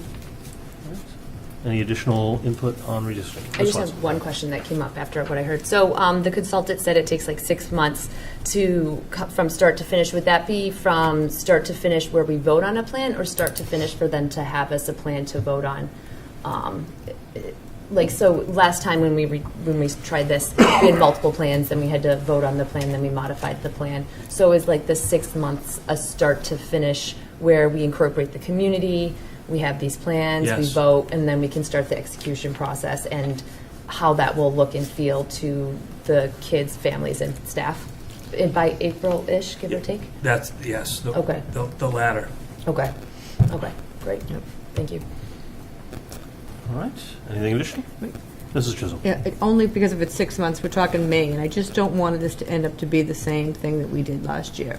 But we also know that we're doing this for a reason. So we can't sit there and say, well, 4 years from now, we're going to implement this.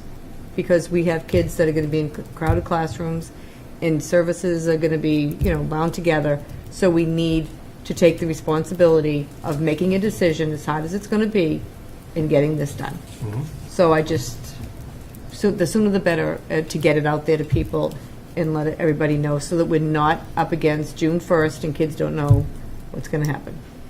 So that's my 2 bits that I've been banging forever, and we need to get it done. That's our job. All right. Anything additional? All right. Thank you very much. So that brings us now to subcommittee reports. Finance and Personnel, Mrs. Chisholm. Meeting tomorrow. Okay, thank you. Community Relations, Mr. Osborne. We're looking to meet later this month. Okay, thank you. Curriculum and data trends. We're trying to meet, no meeting set yet. Okay. Policy Subcommittee. We have not met. Okay. Resources and Capital Planning Subcommittee. We have not met. Okay. Student Services and Achievement. We haven't met. We're meeting in December. Okay. Building and Capital Planning. I know you haven't met, but we sort of were discussing our building plans last meeting, and I wanted to... Yes, Mr. Chair. Last meeting, I presented to you the recommendations from the BCPC, and it was our loose agenda item to vote on the building committee's recommendations, but perhaps with the new information for redistricting, we might want to pause, but I don't know if anyone has any. Crowley, did you want to say anything about that?